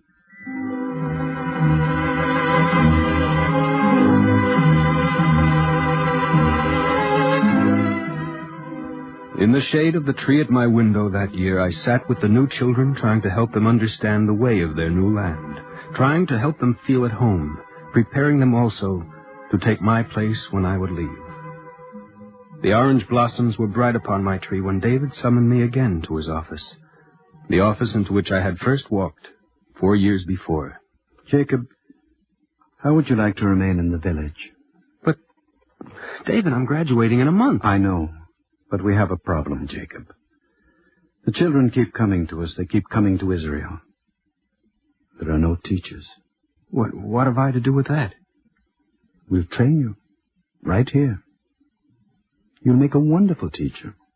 I'm flattered, David. Good. But I don't want to be a teacher. What's wrong with being a teacher? I'm a teacher. Nothing. I didn't mean it that way. Then how do you mean it? David, I've been here 4 years. I've learned everything I can about building houses. I've learned how to live with other people and what Israel means. Now I want to get out into the world. This is part of the world, Jacob. I don't think you understand me. I want to help build our country. I want to do my share. Not every man has the same mission, Jacob. But all these things you want to do, you couldn't do them more effectively than if you stayed right here, teaching the new children. Well, I wasn't saying teaching isn't important, David, but putting up houses, that's important, too. Of course it's important. That's why most of your class is being encouraged to settle on the land. Well, then what's wrong with me? Take my word for it. It may not seem as dramatic. I'm sorry, David. We need houses. If I have a skill, shouldn't I be using it? Of course, Jacob. And you'll make your own decision. But before you do, I want you to think of one other thing. Do you remember what Yitzhak was to you? How could I forget? He was everything to me. What Yitzhak was to you, that's what you'd be to the children who are coming now. I could be that important to them? To them and to all of Israel. Can I think it over? Naturally, Jacob. I know when you have, you'll decide to stay.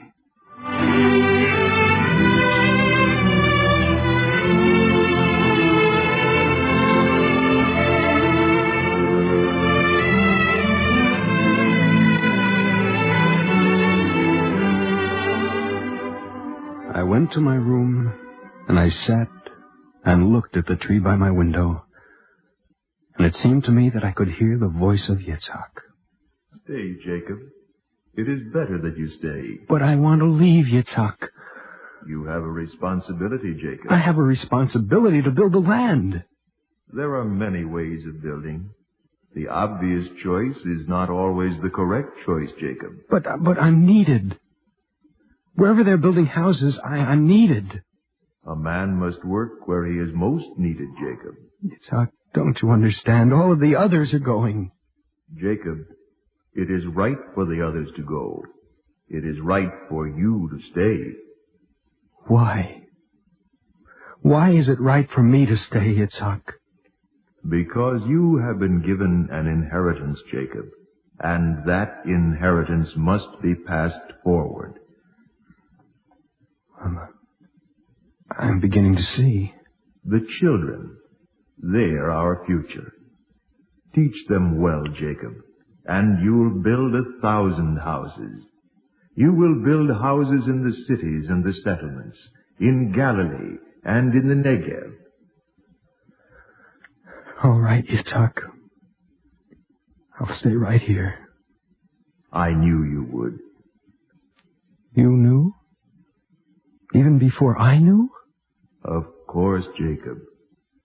I knew, because part of me is not only in this tree, there is part of me in you.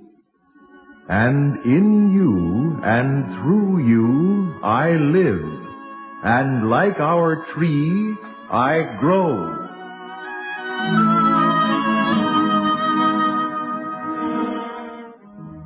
There is a tree at my window.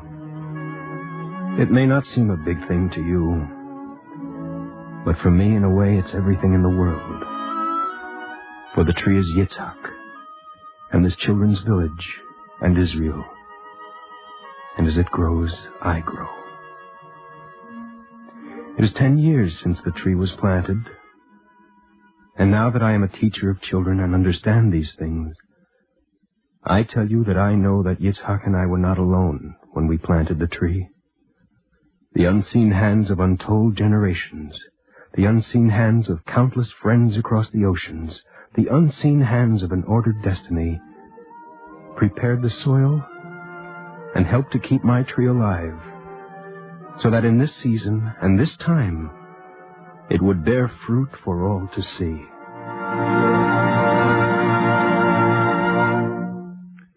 If you would like a copy of today's script, please send your name and address with 10 cents to cover the cost of postage and handling to the Jewish Theological Seminary of America, 3080 Broadway, New York 27, New York. Now we take great pleasure in presenting Mr. William Silk, an outstanding leader in the philanthropic, religious, and civic life of Philadelphia. Mr. Silk.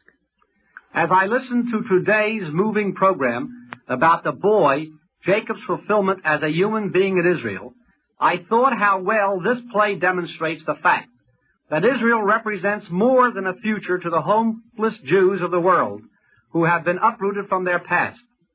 The word uprooted is the key here, for these people have had their immediate personal tasks taken away from them, and there can be no future for people without a past. Thus Israel has restored roots to the homeless, and just as Jacob's tree took root in the soil of Israel, so Jacob and thousands like him are also carving out a place for themselves in Israel. In the process, the past has been restored to them. It may be asked whether a country as young as Israel, which is this year celebrating its 10th anniversary, can provide the rich tradition needed to replace that which recent settlers left behind in Europe, Asia, and Africa. But Israel represents a tradition which goes back to the time of Abraham, over 3,500 years, and this is a monumental past which all Jews can claim as their own. I have personally witnessed the putting down of roots, the planting of trees, covering the battered hills, draining the swamps, and beautifying the cities. At such moments, one experiences with all his being the reality of the heritage of the past, and prays with all his heart for the fulfillment of the promise of the future. Israel's prophets knew that no people can live in peace in this world unless there is peace for all of mankind. And what the little state of Israel needs as it enters its second decade, all of us need equally urgently. For none of us can have the sense of being at home in this world unless we can look forward to a future in which to make permanent the achievements of the past. Thank you, Mr. Silk.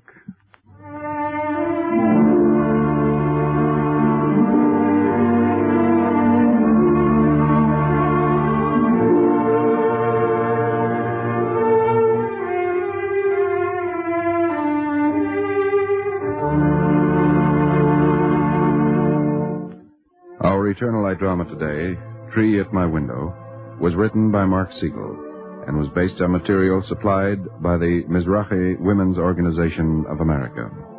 Cantor David Putterman sang the liturgical introduction. Featured in the cast were Peter Laser as young Jacob, with Bill Lipton as the older Jacob. Ken Rapif was Yitzhak, Santos Ortega, David, and Rita Gardner was Yaffa. This is Mel Brandt. Our program was directed by Scott Buckley. This weekly program is presented under the auspices of the Jewish Theological Seminary of America.